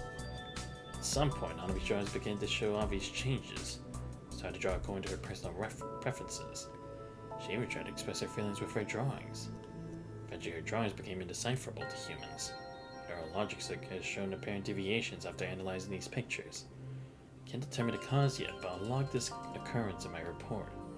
A side note, the next time Nanami replaces her frame will be her 18-year-old birthday. A human custom for family and friends to give a birthday celebrant presents and blessings. Based on that custom, I should also prepare a present for Nanami. Registered it as Mission 376. Taking expectation for my emotional simulator. That module is currently off.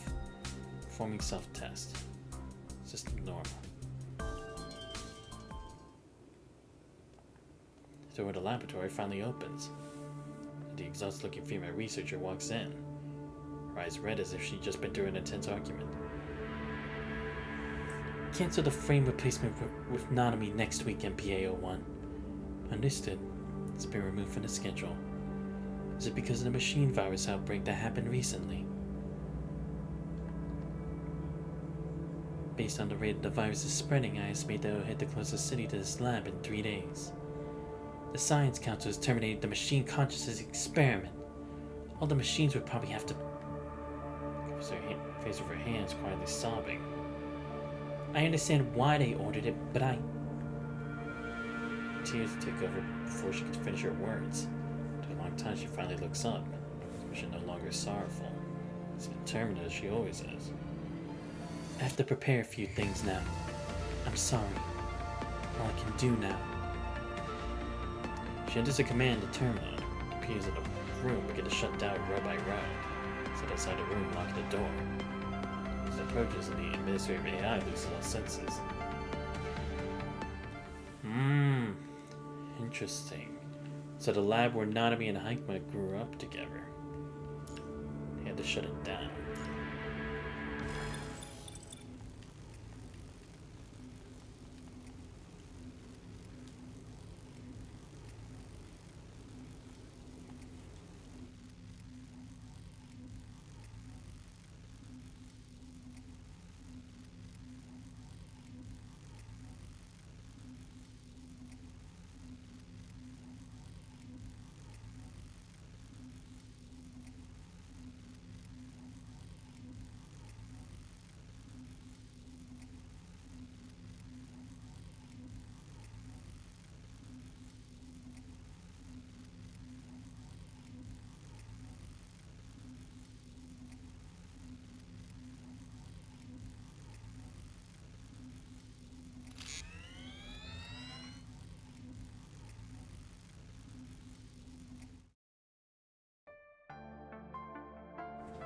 It's the first time it sees the world from a whole new perspective.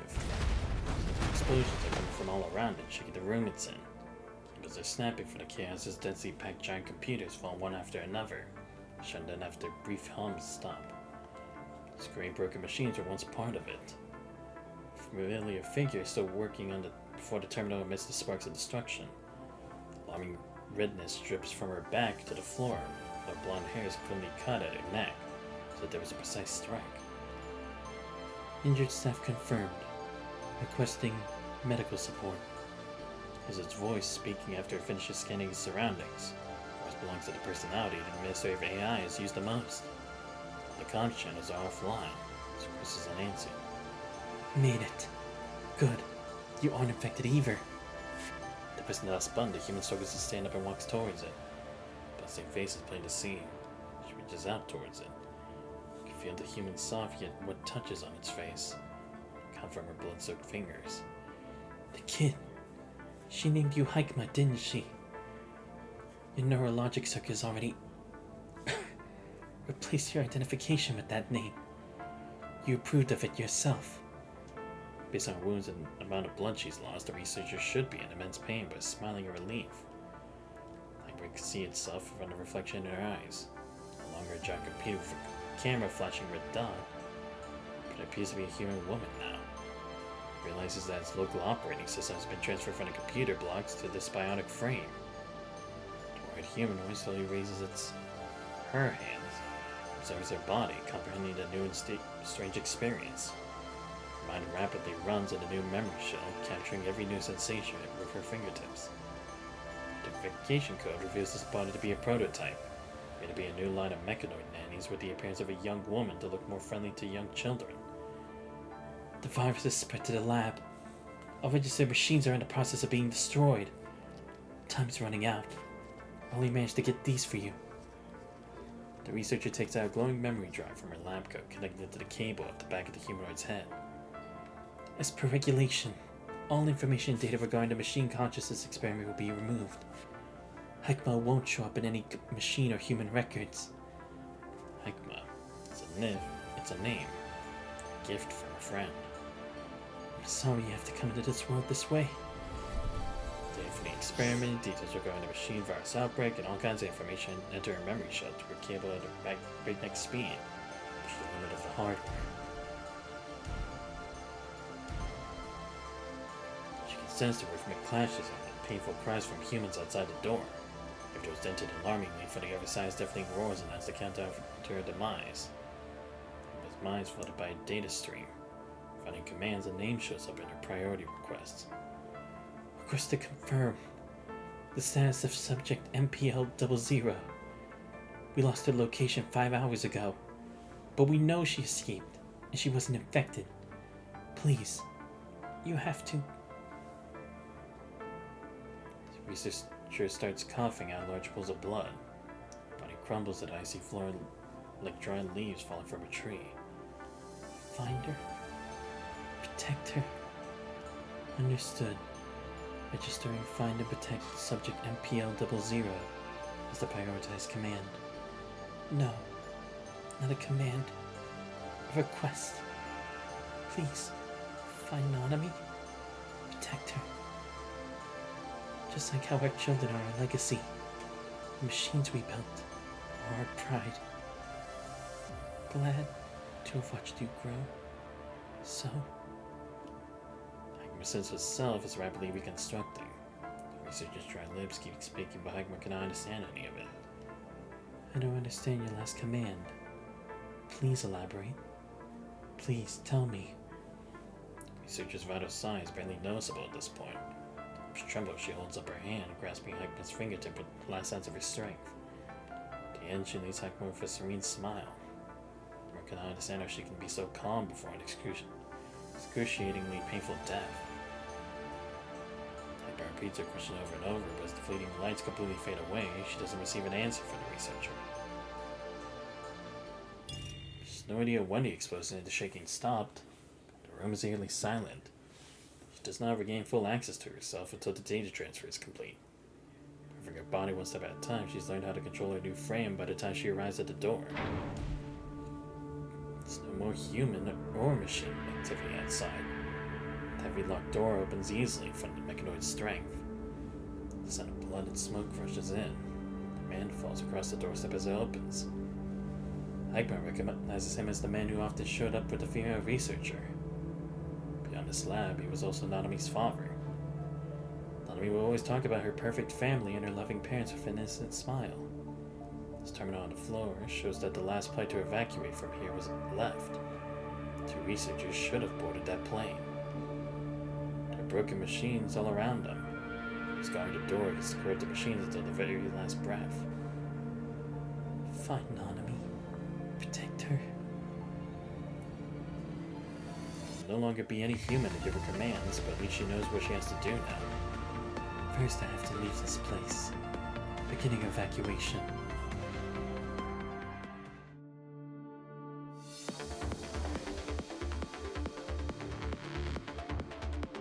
Everything's normal. Performing evacuation program. Electrical system damage detected. Cause external damage. I have to find the backup power source to restart the electrical system. Ah, okay, I see it. Give me a second.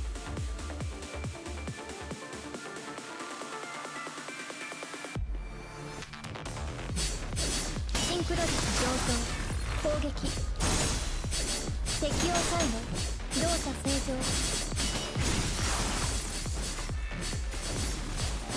想定外の事故発生再解析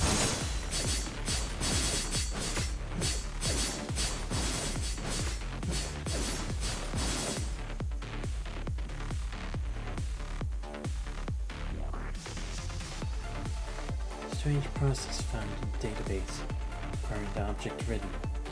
Tactical circuit. That is. Thank you very much. Analyzing battle data. Progress 20%. 40 seconds to go. Ship backup power source marked. Normal mechanoid signals detected around the backup power source.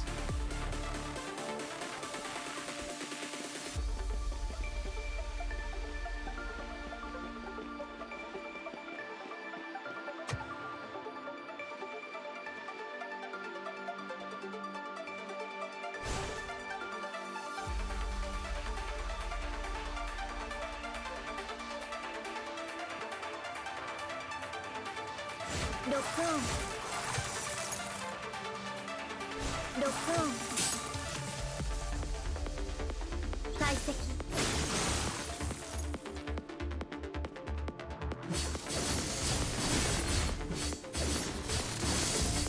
想定外の事故発生再解析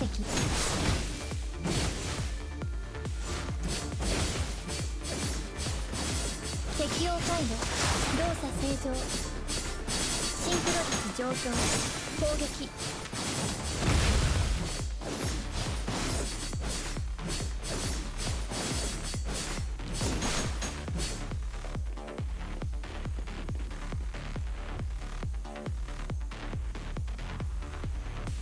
Backup power source intact.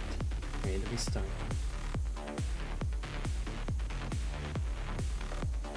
Alright.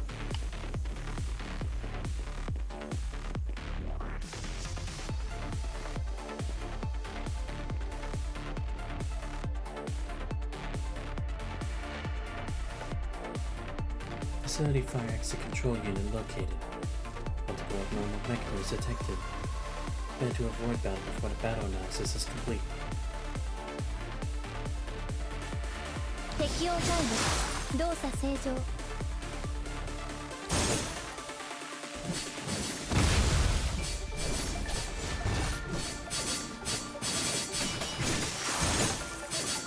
適用回路動作正常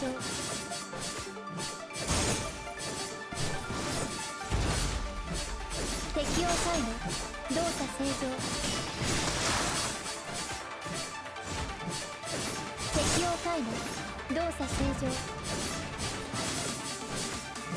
適用回路動作正常シンクロ率上昇攻撃適用回路動作正常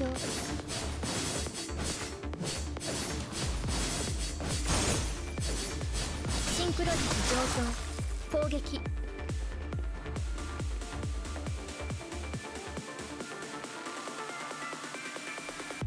The entire facility has been sealed off on the outside by high-level command. Solution: force system restart. Overriding the command. Estimated time 30 seconds. Start. Yep, figured.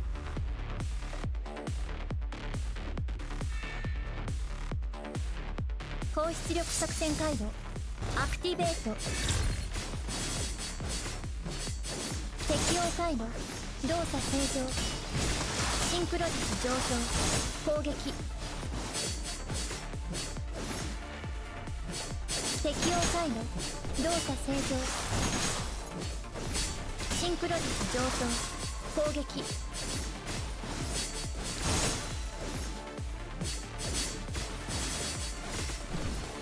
適応回路動作正常シンクロ率上昇攻撃想定外の事故発生再解析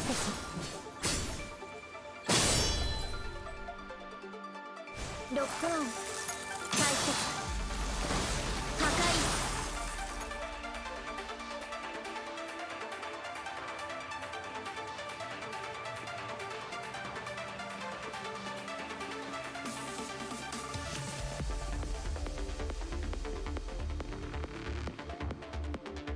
ミッション完了機体状態異常なし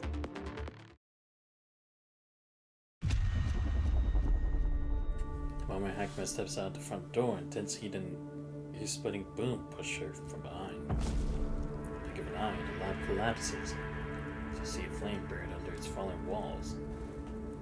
The shockwave from the explosion seemingly impacted her core, causing a brief disruption to her neural circuit. A second, she feels like she's torn apart, barely managing to hold on to her personality. She has something more important to do. It's imperative for her to straighten out her tangled circuit and temporarily disable the abnormal motion simulator.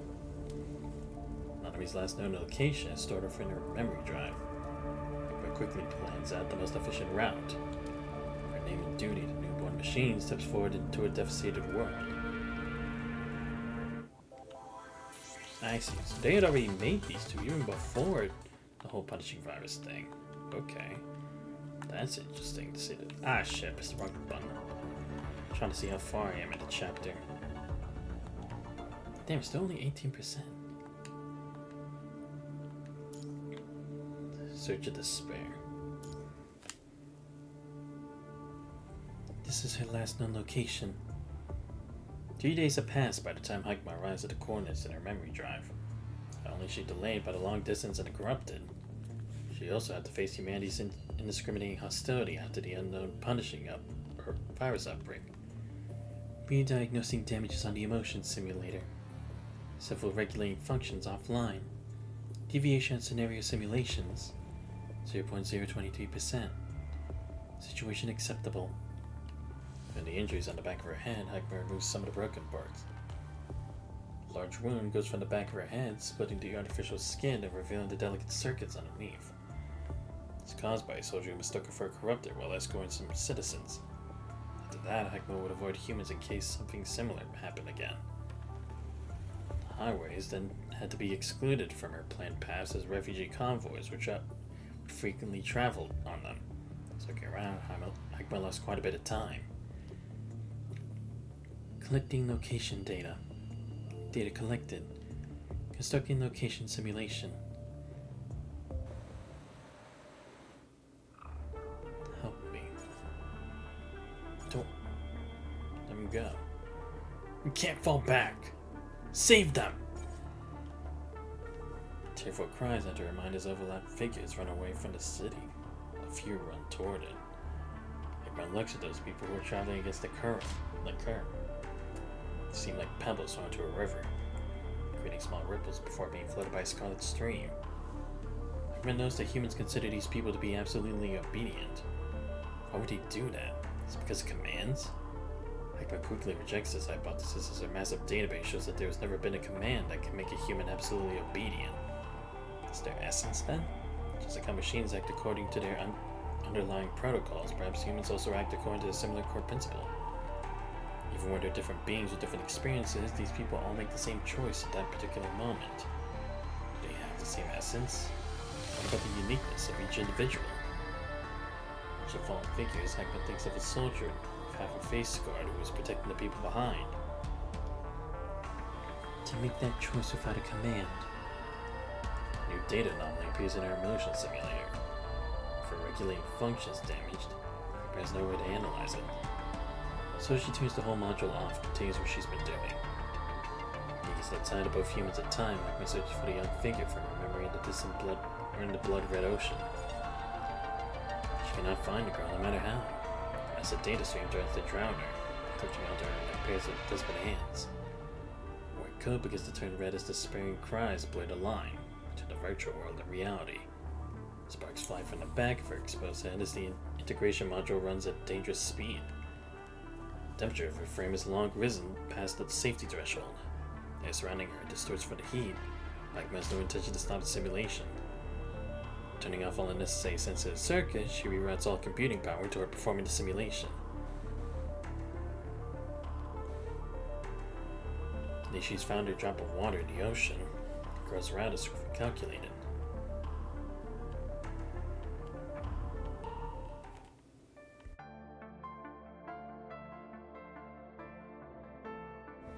The corrupted slowly approaches a frightened girl who has run into a dead end. Her shaking voice is not summoned to heroic rescue, and carrying threatening cold lights make her shut her eyes. She prays that her death is quick and not painful. Is death actually painless? Target eliminated. No, wait. It's alright. You can open your eyes now. Hello. A sob startled by the exposed memory shell at the back of Hekma's head. She stumbles backward only to find her path blocked by a moving wall. So she notices the falling corrupted by Hekma's side. Forces her to look away from Mechanoid's exposed parts. Renee turns toward Mechanoid's synthetic smile and asks, "You're not one of the bad machines?" "I'm not. I'm your best family assistant." Hekma has no idea why she was chosen the nanny personality, but with her emotion simulator offline, she can only reply with the personality's stock response without real-time adjustment. "Thank you for saving me." Traumatic experience for the past few days is enough for a child to quickly grow up. Quickly, she stops herself from asking more questions and crying, thanking Hekma with a sniffled voice. "That's alright. Stand up slowly. Good job. Is there somewhere you want to go?" "My name is Renee. Mr. Soldier told me about a refuge." Hekma doesn't have to ask what their soldier is. Judging from the girl's expression, she can tell what fate is bestowed upon him. At this moment, her environment monitor detects a flood of corrupted nearby. Shrieks rushing toward them like a storm. To get the girl out and bring her back to safety, Hekma will have to clash with a wave of corrupted. Hekma wants to get the girl out unharmed. Calculation analysis quickly give her an answer. A harrowing success rate and the alarming damages Hekma will take. "Miss? Here. Give me a hug." Hekma crouches down and picks up the girl's tiny body, patting her shaking shoulders, circling back and resting her head against her own chest. "You have to promise me you won't look up, no matter what, okay?"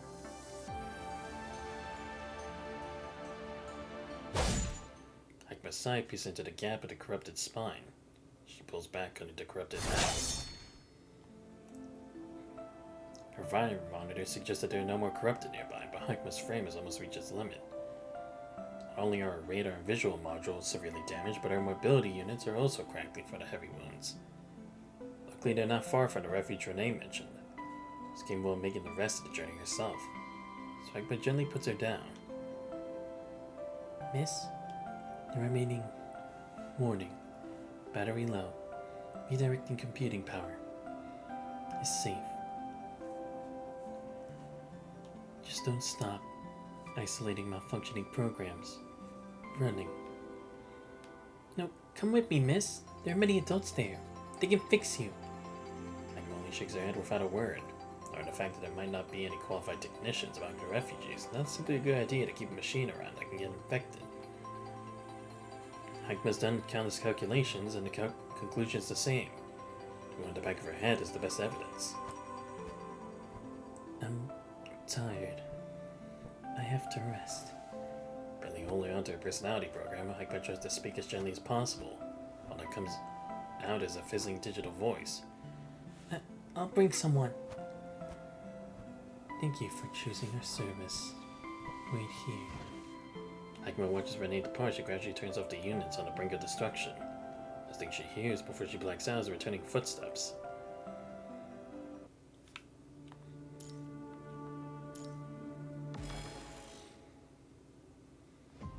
Hikma's turned off all her external sensors in sleep mode as if she's sunken into a dark pond. All her mobility and feedback units are offline. The only thing that's still running is her linear neural circuit. Like a human dream, her machine can still stay awake in this state. Why did she save the girl? Only now is her processor cannot support elaborate data analysis and logical calculations. She began to ponder the question. Saving humans is not part of Hikma's underlying protocols, and the only person who can command Hikma is now buried underneath the ruins of the research laboratory. The only thing that can guide her behavioral logic now is... This should have been her objective. When she heard the girl's cry for help, she reacted before her calculation was complete. What drove her to the action? It was the data anomaly she locked away alongside her emotion simulator during her calculation. Why would she do that when no one was there to command her? You were to document the entirety of the Machine Consciousness project, maintain each subject and replace their frames routinely, review their memory data, recall large changes to their emotion simulators, perform comparative analysis on their causes and results. Here's your job, MPA-01. Observing, recording, and analyzing is what Hikma was first tasked to do. Among these subjects, a large portion of them has no idea they are machines to begin with. We need an entirely different perspective to explore our possibilities within them. Hikma would always know what she is different from the subjects she observed. She cannot be part of the possibilities. Please instruct me. What should I do? A ripple appears on the calm surface of the dark pond, growing larger and larger, rapidly changing water. What performance growth were you expecting? Perhaps one day, you'll find a moment your very own. Who is the me you wish to see? What should I do? Question and answer. She continues to tap the surface of the pond before her.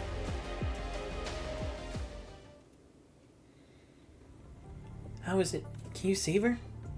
I've never seen a machine this intricate. Probably have a better chance waiting for her to self-repair than asking me to fix her. Can we do anything? We can only wait for her to recover. Don't forget, the soldiers are coming back soon. They won't care your robot here's good or not. They're not gonna keep a potential threat around. They'll shoot her if they see her. She saved me. She won't turn bad. You can't blame them. It's hard to be sure. Let's move her somewhere else first. Thank you. That's alright. I got her one piece because I never mechanoid fought off the corrupted. Hey, what are you guys doing? Ah, shit.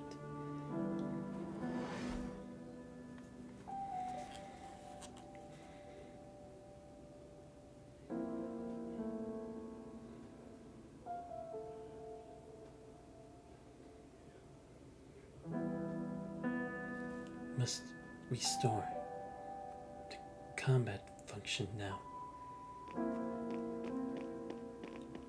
Conflicting command. Current goal. Find usable mechanoid components to replace damaged parts.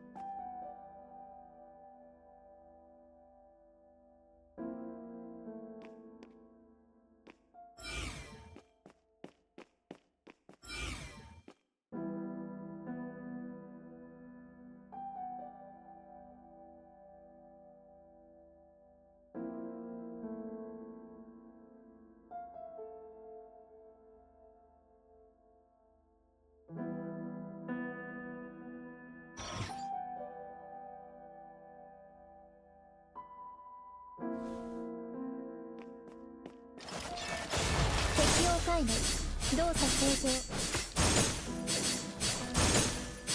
シンクロ率上昇適応回路動作正常シンクロ率上昇攻撃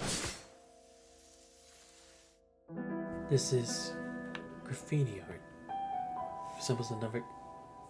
If ever resembles a cluster of inscrutable information.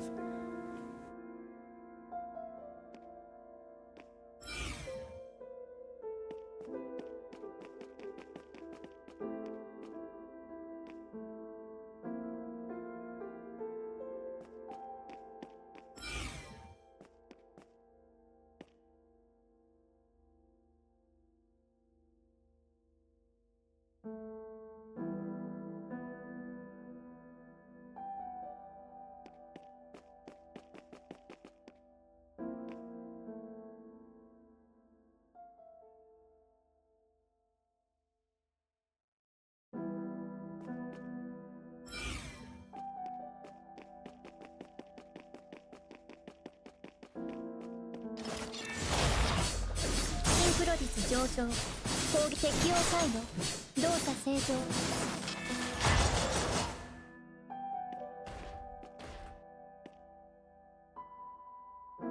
Sorry for what happened. I had to protect them. I've never seen a robot your version. Here's some backup components. Take them when you need. The object you're protecting has lost life signals. I know. Doesn't go against the command of protecting them. I want to stay. Yo, what's up, Ryuri? I haven't heard you in a hot minute. Doing good.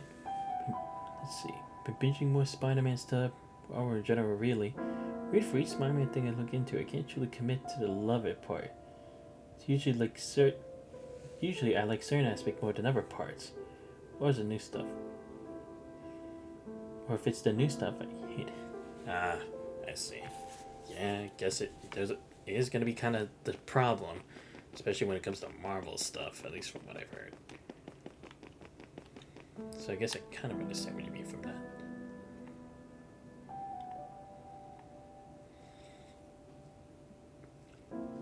I can't confirm it with the materials I have. Here's a component for repair. Thank you.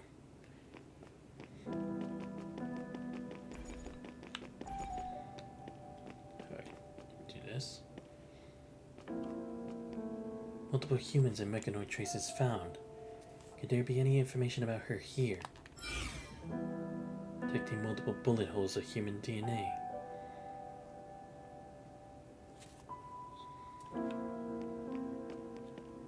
The gate was locked from the inside.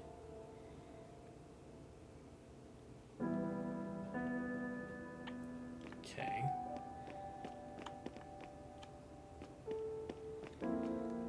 Human blood and genetic vital fluid are detected.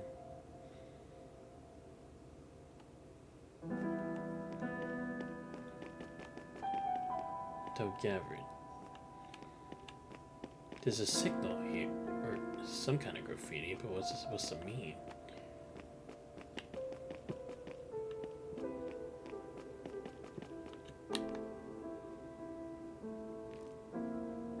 Start deducing.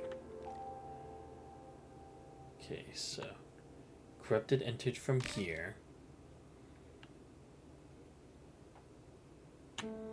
Appeared to be barricaded from the inside to prevent corrupted. Human trajectory confirmed. Unit evacuation direction identified.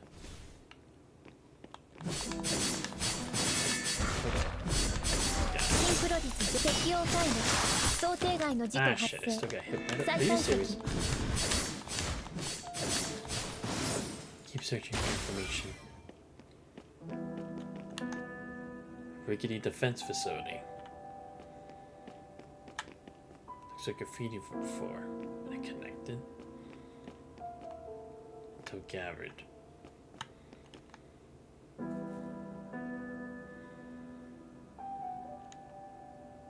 Okay, so they ran here after. The Mechano was defending against corrupted here.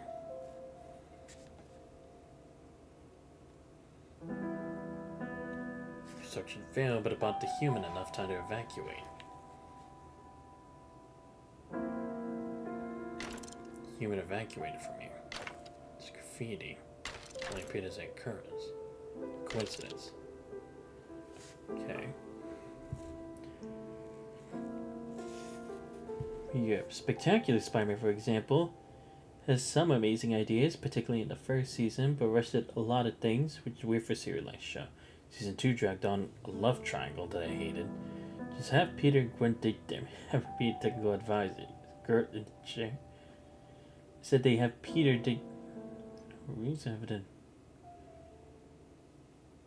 Even when dating the show, more attraction to.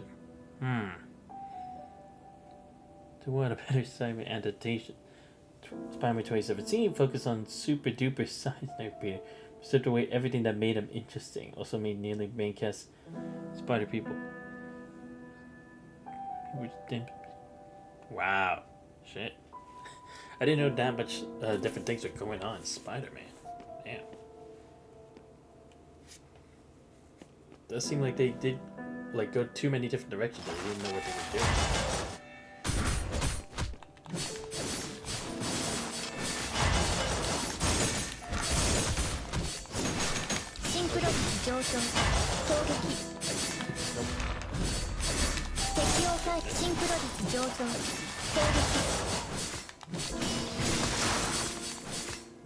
There we go. McKinn. Protect the graffiti. That's the revelation. Sage left to guide us. Sage. Find and accept the will of the Sage. We shall be redeemed. There is obvious abnormality in the Mechanoid's emotion module. Could it be caused by the graffiti art?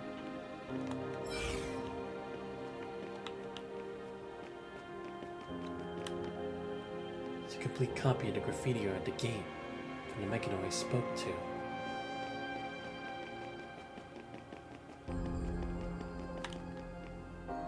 Unidentified familiarity generated. Memory data loss detected again.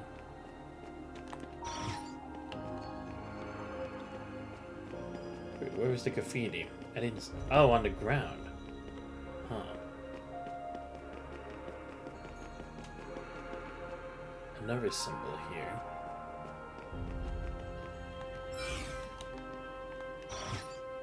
Ah, shit. Oh my. Are you seriously?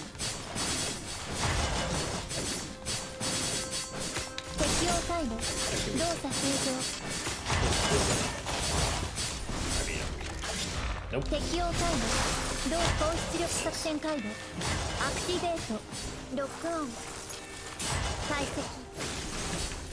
敵想定外の事故発生再解析ロックオン解析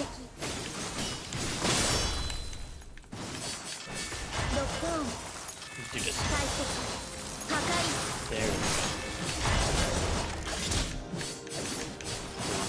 想定外の事故発生再解析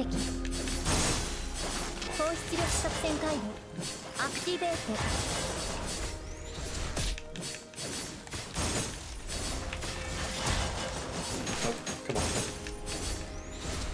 シンクロ率上昇攻撃適応タイムロックオン解析破壊 Yes.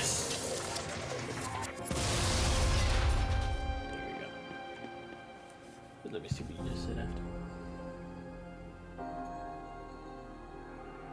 The new cartoon doesn't even feel like Spider-Man. But as the bad habit bring you back, Josh Keaton, the guy who played Peter in the Spectacular, stop bringing back my favorite Spider-Man actor for these slop shows. They only do it to attract fans with, hey look, is he acting for a much better show. Also, having Gwen beat a girl, she would have been great. Would have given Gwen a proactive role in the plot, keep her as a love interest, and Peter would have something to remedy his life. Makes sense. Smart, knows Peter for years. Knew Eddie, family friend, show, and her dad is a police captain. So many things that could. Damn, they really lowered the role of someone who could have actually had more potential for the story like that? That's crazy, dude. Talk about missed opportunities. Even though they created that opportunity initially for themselves and then just forgot about the whole damn thing. Do you know what the Sage is? No materials found in the database. I don't know how long it's been since the humans hiding here left. If you want to find someone, just go that way. I have to stay and study the graffiti. I see. Thank you for the information.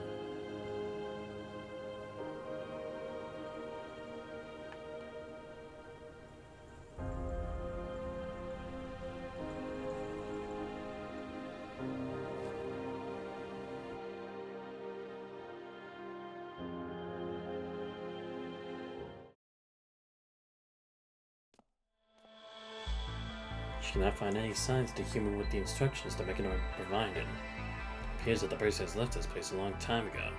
So long that any tracks have faded from the wind over time. She notices a lot of graffiti on her way, scattered randomly all over the city. It can be found on walls, shop windows, doors, even traffic lights several meters from the ground. Led by an unspeakable and unignorable familiarity, she follows the graffiti and searches. Eventually, she stops before a mirror coated in dust. The graffiti artist seems to have stopped before the mirror for a long time. Like the previous works, the one she finds here looks repeatedly revised. Layers of paint covering layers of paint.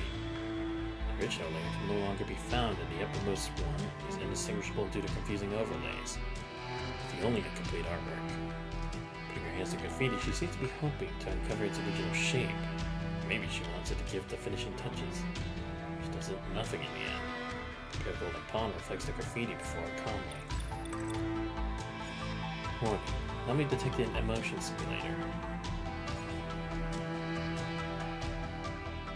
Hagma feels rejected from the familiar interface for the first time. She closes the emotion simulator module once again.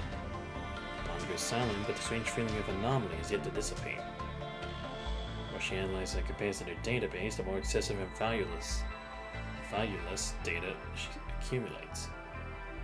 Likely swept by the storm, tumbling and spinning in erratic data. She turns off the analysis function she had depended on her whole life.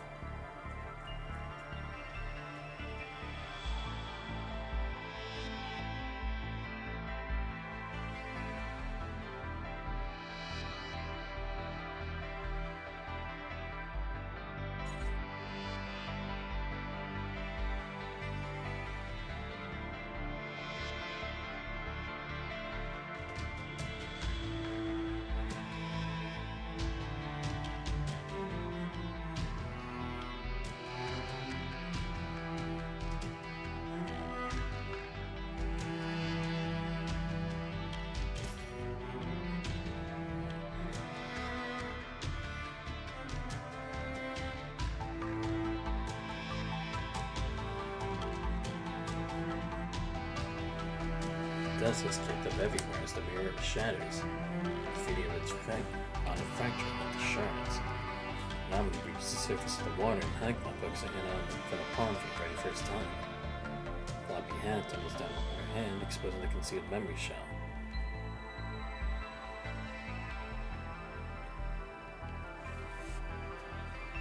Oh, let me see. What was... Yeah, oh, also...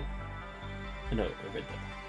You don't know what a guy growing in the chair is. It's basically thinking someone like Q from the James Bond movies or Merlin from Kingsman. They're the character who monitors the action heroes things from the computer and provide tech help. Oh, I see. I got you. I see what you mean. Interesting. Seriously, and they didn't give a role like that to someone who could have definitely benefited from it? Wow. Hey, what are you guys doing? Crap, the soldiers are here. Nothing. She saved me. She's not a bad guy. She's harmless, sir. She almost shut down. See, what's going on over there? Nothing. She fabulously on top of the wounded mechanism. Here's the key in the basement. Should probably put it there. Really? Find somewhere to cover that. It's like a gunshot.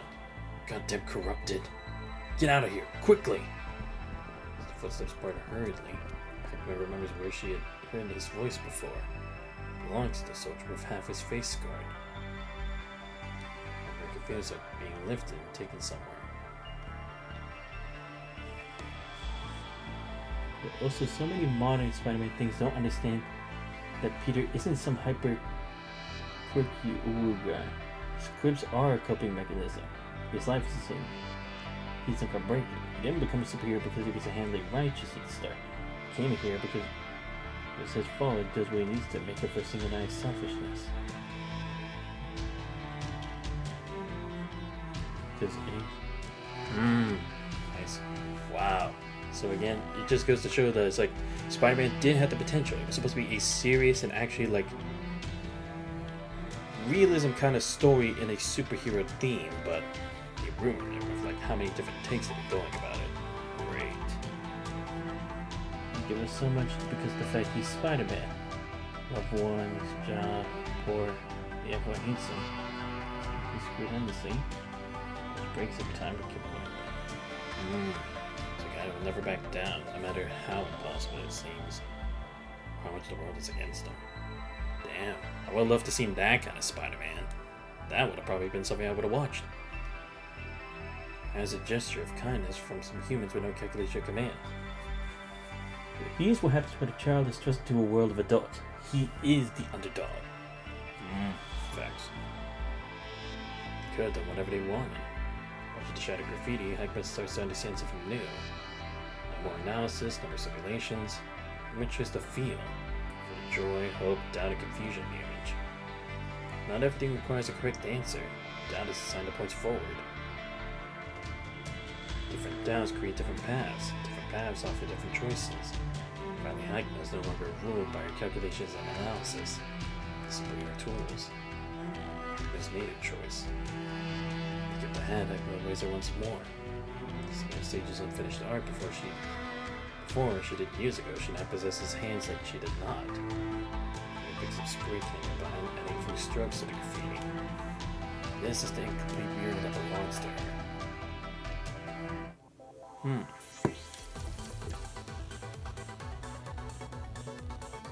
Yeah, I hate what this MCU for what it did to the best superhero. It's appearing Iron Man wouldn't get along. Iron Man actively. Really? I did not know that was a thing.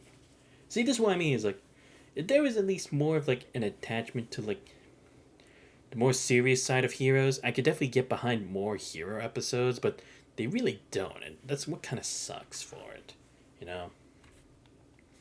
I mean, that's one of the problems My Hero Academia had, but MHA had a lot more problems than just that, so it's a whole different thing entirely. I want to see how much I have left of this. Oh, by the way, Ring UAF, I should probably let you know, I'm going to start my next Avenger to Hell with Trails of Daybreak 2 on Saturday. So, hopefully I won't, like, throw up halfway through the story. Also, Gwen Stacy, without spider powers, more interesting than Mary Jane. I could see it. I could see that being the case. Offerings for the Sage.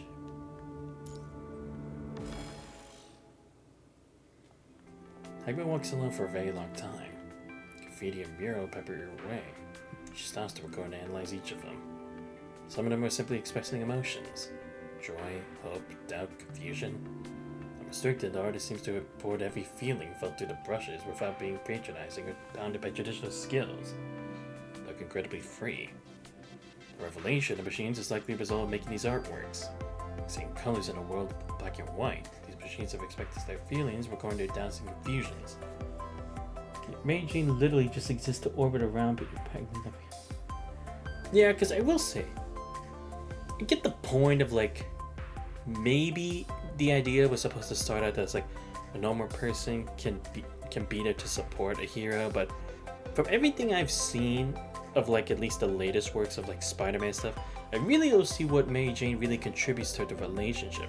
Hell, it even kind of painted her in a bit of a bad light in the Spider-Man video game in the PlayStation. You know, the one about like like Peter trying to go get over like everything that's going on with him, and then the whole thing with Venom is like, even you say she did some cool action stuff, it's like she should have been there more for Peter emotionally and all that stuff, especially too over the course of those games too. So it makes me like do a double take of like, Is this really the person who should be supporting a hero going through all this shit?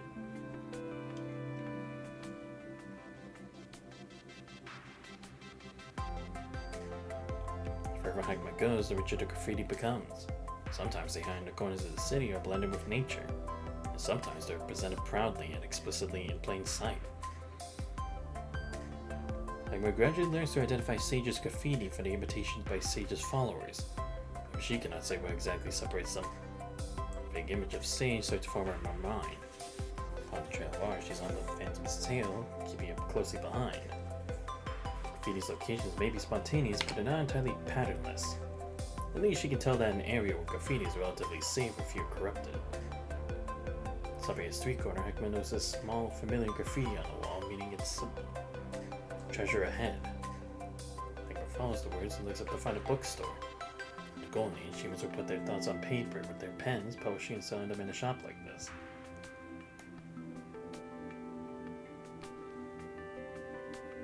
The store signage is already cracked and fallen into the mud.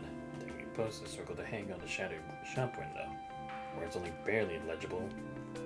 They're shaded by the eaves. Feel the grains of paper once more. No AI authors here. We push it open the rusty door and it snaps open upon her touch, startling the birds resting on the eaves. Sorry. Dudley puts the door aside, walking inside the bookstore.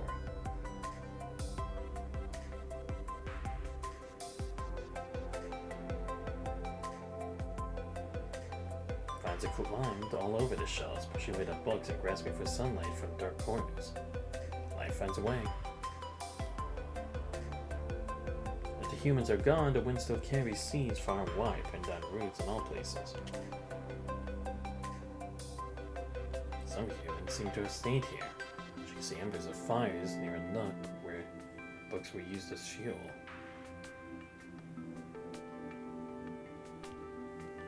This is... And glanced over a row of books on the shelf before taking out one of them. Dust flies from her emotion, dispersing the afternoon air.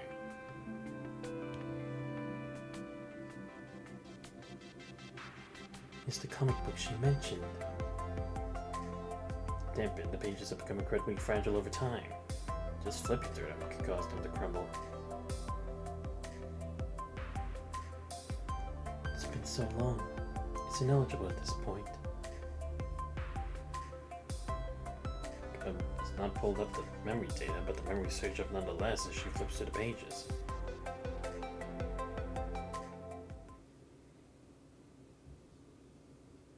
Comic books? Certainly, I can retrieve any information you need, including all comics currently published. None of me's asking you whether you read them, Hagma. I really, really, really like them. There's so many cool things in them. Like, you should try them, Hagma. They're interesting. Right, the comic book Nanami was thinking of is called...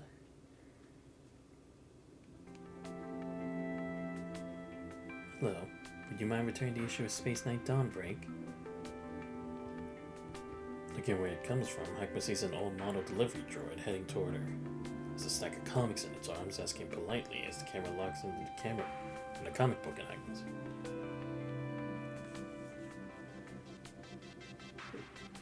Yeah. Whenever they try to do something with her, even forced her stupid. Rhyming universe. In the PlayStation game, she tries to be like, "Oh, they need your help, Peter. Not made of glass, except you have to save her 3 of the 4 times you play as her." True. Leia's comic, she turned to be a superhero, but was given a bullshit power that lets her mimic the superhero's powers at random. In the 94 cartoon, she's barely a character up until later when she's a damn. Oh my god, really? They did that? Wow. Again, it's like, makes you think, where did it all go wrong? Or why did it all go that wrong? It is part of the offerings I'm currently collecting. Offerings? Yes, if I collect enough of them, Sage will return to this place. Is that so?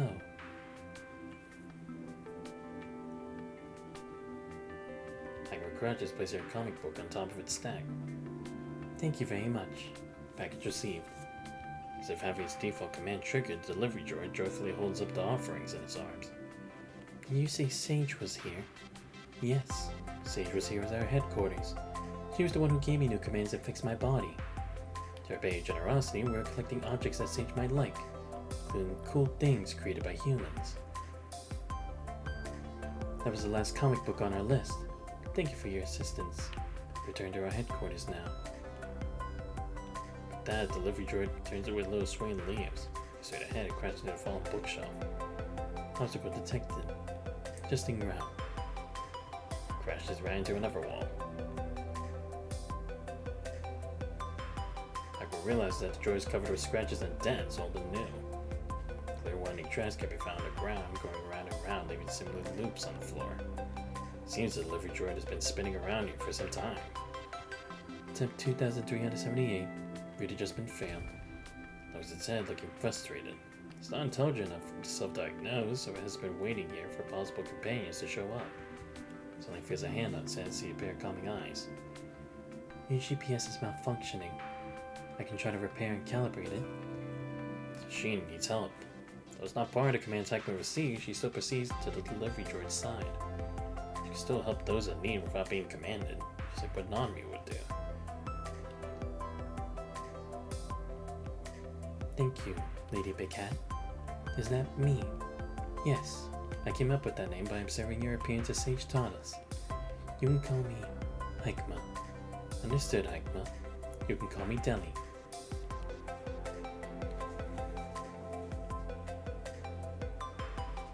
Spectacular justice for position to Ani's. Yeah. Please messed up how they changed that. You should be fine now. Delivery droid stands up again, stretching his limbs. Essential functions repaired. Thank you for your assistance. Resources are scarce, so I shouldn't completely fix you. I've only calibrated your GPS for now. That is enough. If I may, Aikma, would you return to the headquarters with me? I should repay you for your assistance, but everything collected is stored at our headquarters. As a repayment, free to choose anything from our collection. I didn't help you in exchange for something, but... Delivery droid mentioned that Sage was there before. Perhaps Akuma can find clues about her there. I understand. Allow me to accompany you. So guided by the delivery droid, the two figures, one tall and one short, begin their journey back to the headquarters.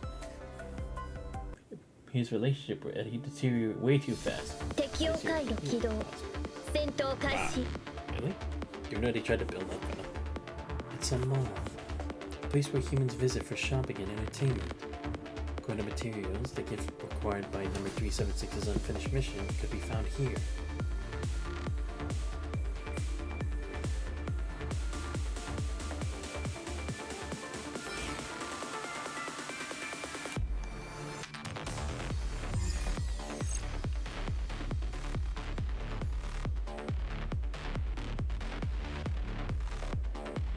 GPS normal.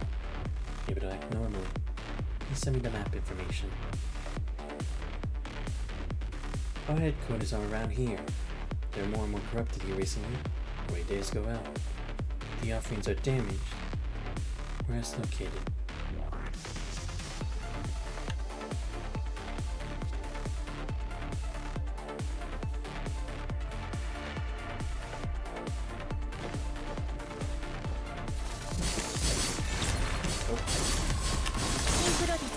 適応高出力作戦回路アクティベート適応回路動作正常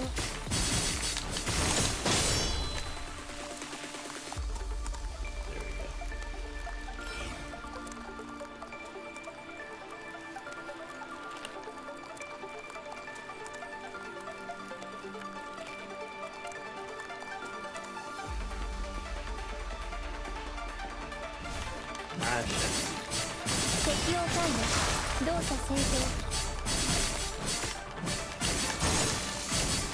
想定外の事故発生再解析適応化高出力作戦回路アクティベート適応回路動作正常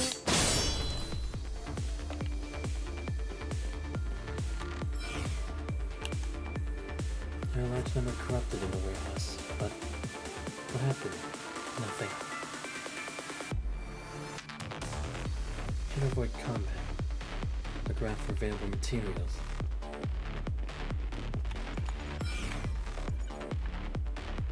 Here we go.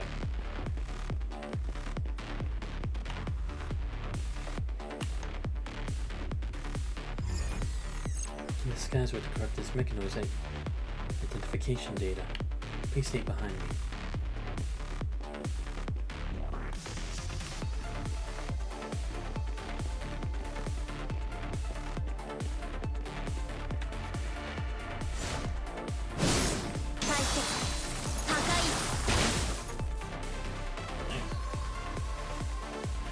Sweet. Where did everyone go?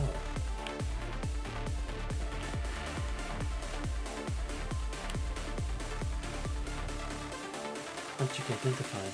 Star Wars. It's found in a human museum.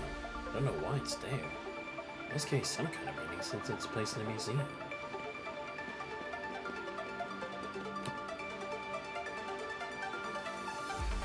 Object identified. Oh my god. Big pile of retro disc with blurry words of anniversary on it. Cracks on them seem to have been fixed many times.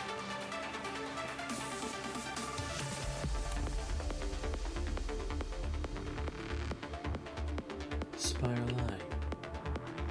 I took it from a large mechanoid. Tuck. Yes.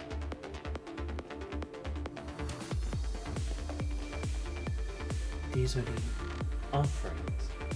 You're right. ミッション完了。機体状態異常なし。 Delivery droid belonged to a new line of sustainable delivery mechanoids from a logistics company. The Punisher virus had spread to their location before they were launched. It was abandoned deep within a warehouse until some humans broke in looking for supplies and waking it up. It retained its original command even when there were no more humans requesting its service. Still, continued to drag its human battered body around the city looking for things it could deliver. It was drawn by the murals on the walls, while the machine said they were revelations left by Sage. One day I saw a strange mechanoid before an unfinished mural. She enthusiastically painted beautiful colors on the wall, clapping and cheering when she completed it. Noticing the hidden delivery droid, she reached out and patted it. Instantly understood warmth for the first time. The girl did not say who she was, but the delivery droid was certain that she was the Sage every machine was talking about. Sage was deeply invested in the heritage of humanity, spent the whole day searching for treasures in the mall, having other machines there to play role-playing games. Delivery droid did not understand what the games meant, but it could feel the joy in her heart, feeling so overwhelming that even the hole in its heart was filled. The girl left soon after, however. She waved goodbye and said, "Thought we had a really good time," before stepping into sunset. They collected enough of the things she liked. Sage returned someday. So began gathering what humans had left behind: art, books, games, toys. Brought them back to their headquarters.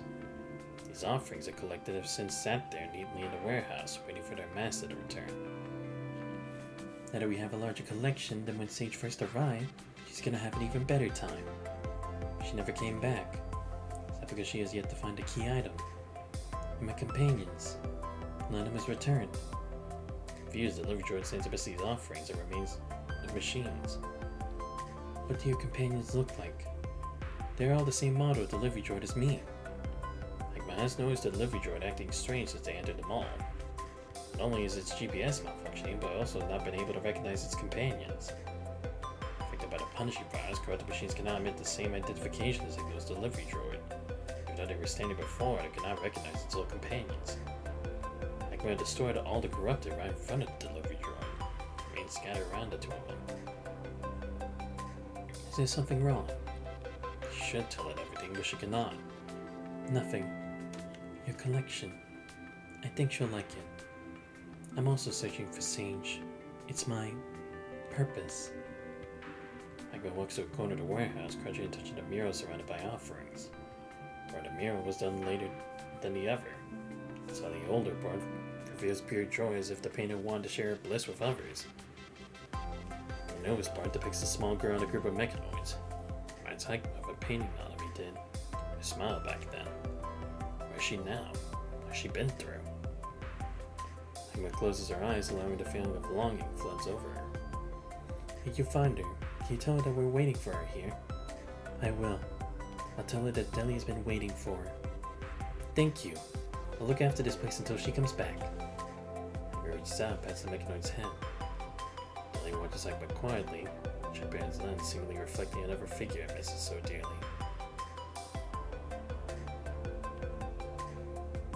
Before she goes, Hikma helps Deli tidy up the warehouse. She puts the remains of the other delivery droids together on a soft foam mat, wisely and lying on top of each other as if they were resting in peace. The only sane delivery droid does not stop waving at Hikma as she bows her head and says goodbye. Watches the female figure walking further and further away until she disappears, stepping into the sunset. I see. So her whole journey that will take her to Nanami. Alright, how far am I now? 43. I guess I can go for one more. Solo journey.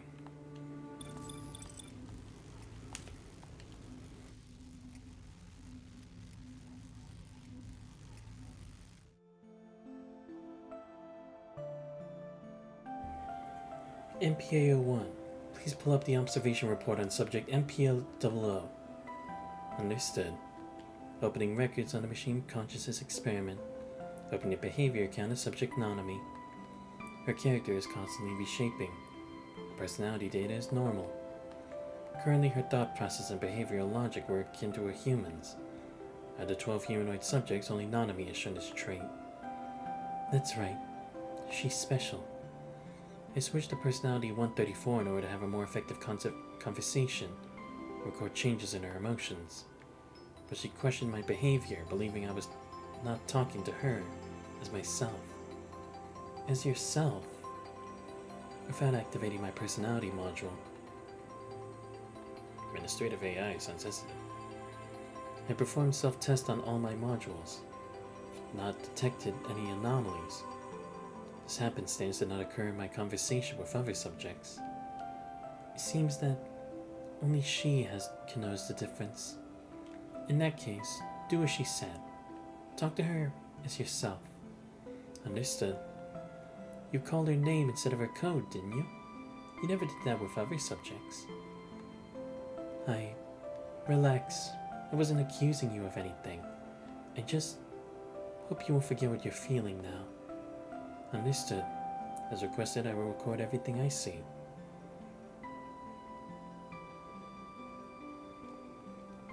This technology can stimulate human growth at the highest level.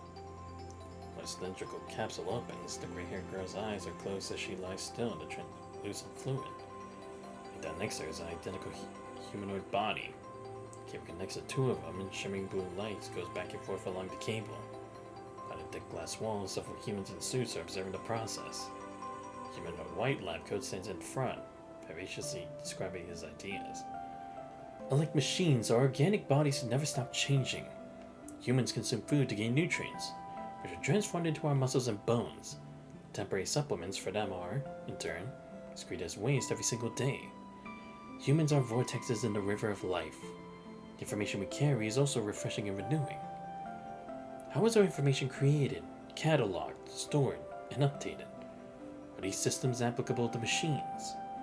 If feelings are not simple byproducts of neural activities, then perhaps emotions are something mechanical lives can look forward to one day. We don't care about that. Even if machines possess these emotions you mentioned, we can't treat them as being alive. Machines are tools at the end of the day, aren't they? Can you guarantee that this phenomenon is under control? Those machines possess free will. Don't forget that the machine consciousness experiment was launched to negate that risk. We are preparing for the future. If the essence of the universe is information, then the codes in computer programs can also be considered a form of life. Isn't that one of the reasons why the Science Council named their super AI Gestalt? If we only try to control instead of understanding them, humankind will certainly be destroyed by their own hubris. Replacement complete. The new frame will reach its growth limit in approximately 2 years. Reminder, scheduled meeting is starting in 10 minutes. Attendants are recommended to arrive on time. If you will follow me, please, I'll be reporting the detailed progress of the project. playing mad scientists and their machines.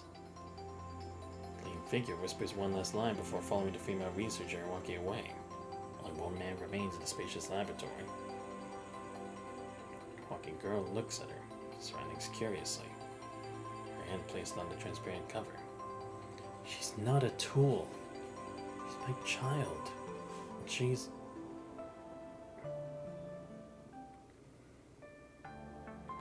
Hagma opens her eyes.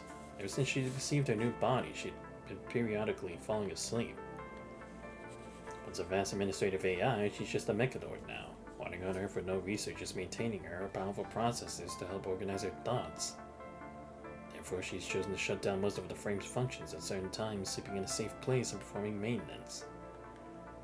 She would scan her old memories during so, repairing memory data that she finds important and organizing the fragmented pieces, almost as if she's dreaming. Confirming that her parts are running as intended, Hagma stands up and stretches her stiff body. A long time seems to have passed since she fell asleep and her surroundings have changed. Leaves fall from her body, and as she sweeps away the dry leaves around her, she remembers falling asleep by the latest graffiti found. Sage's murals have also been changing.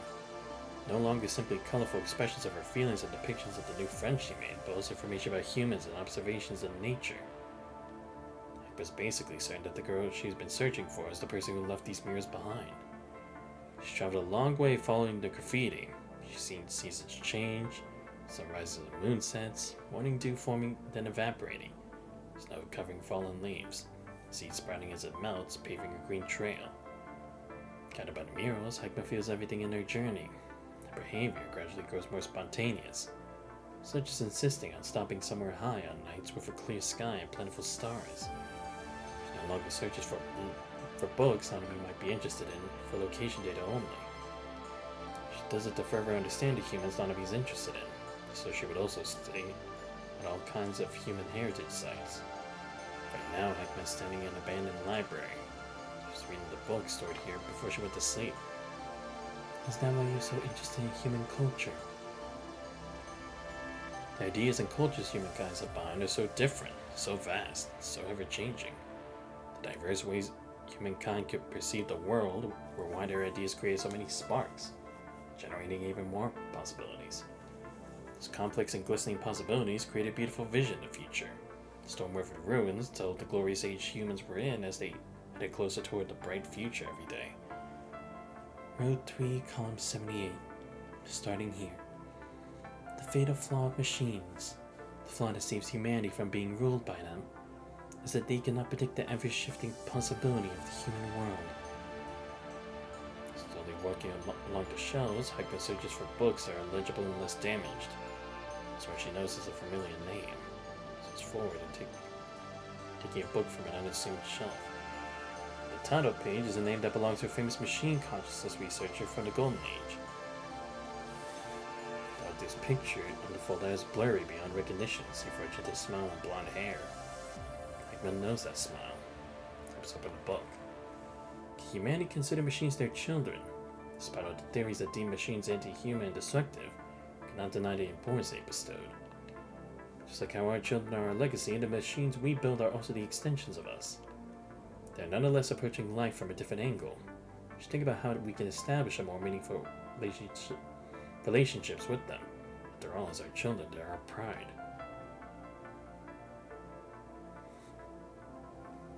She's not a tool. She's my child. She's my pride.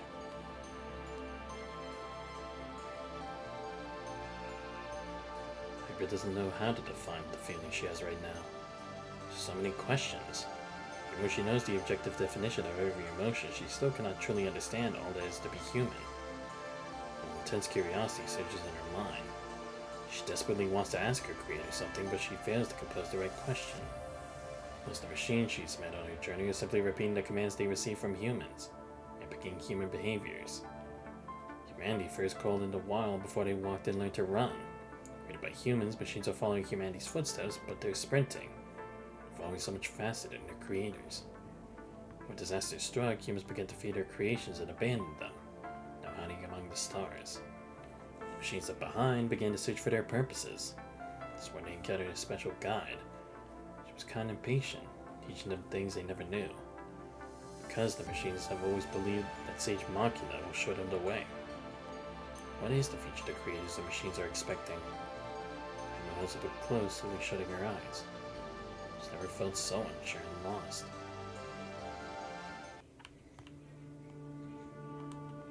Alright. I think this will be a good place to end because I'm like almost halfway through. So at least with the next stream I could probably just like continue it and finish it. Then I can do these other ones as like separate chapters before I move on with what's it called? Chapter 21. Yeah, I hope you guys did enjoy the scene for today. At least I did actually finish chapter 20, which is what I did need to do. Like I said, I'm doing the floating wreckage just to get some like bits of extra information. Which I don't know if this first one was supposed to be like done before chapter 18 or after, which was not every chapter, but regardless, I still did what I needed to do for today. Anyway, let me give a huge shout out for Reef for being here. It's great chatting with you, man. It's great to see you back after so long. And like I said, I'll see if I'll stream tomorrow. If I do, it'll either be this or Final Fantasy VII, because I'll just save Wolverine Ways for some time next week or something. I don't know. I'll have to figure that out. But if you guys do enjoy the scenes and you're not already following the channel, please make sure to leave a follow. It's much appreciated. Check out my YouTube channel, post out all the VODs. Please subscribe there as well. And join Discord, you guys not already. All the links to all those are on the channel. But this has been Santos Vice. I hope you guys have a great rest of your night. I'll see you guys next time. We're out. 私のことを理解できる人なんていない。ただもし私に近づきたいのならちゃんと準備しておくことね。心と命の準備を。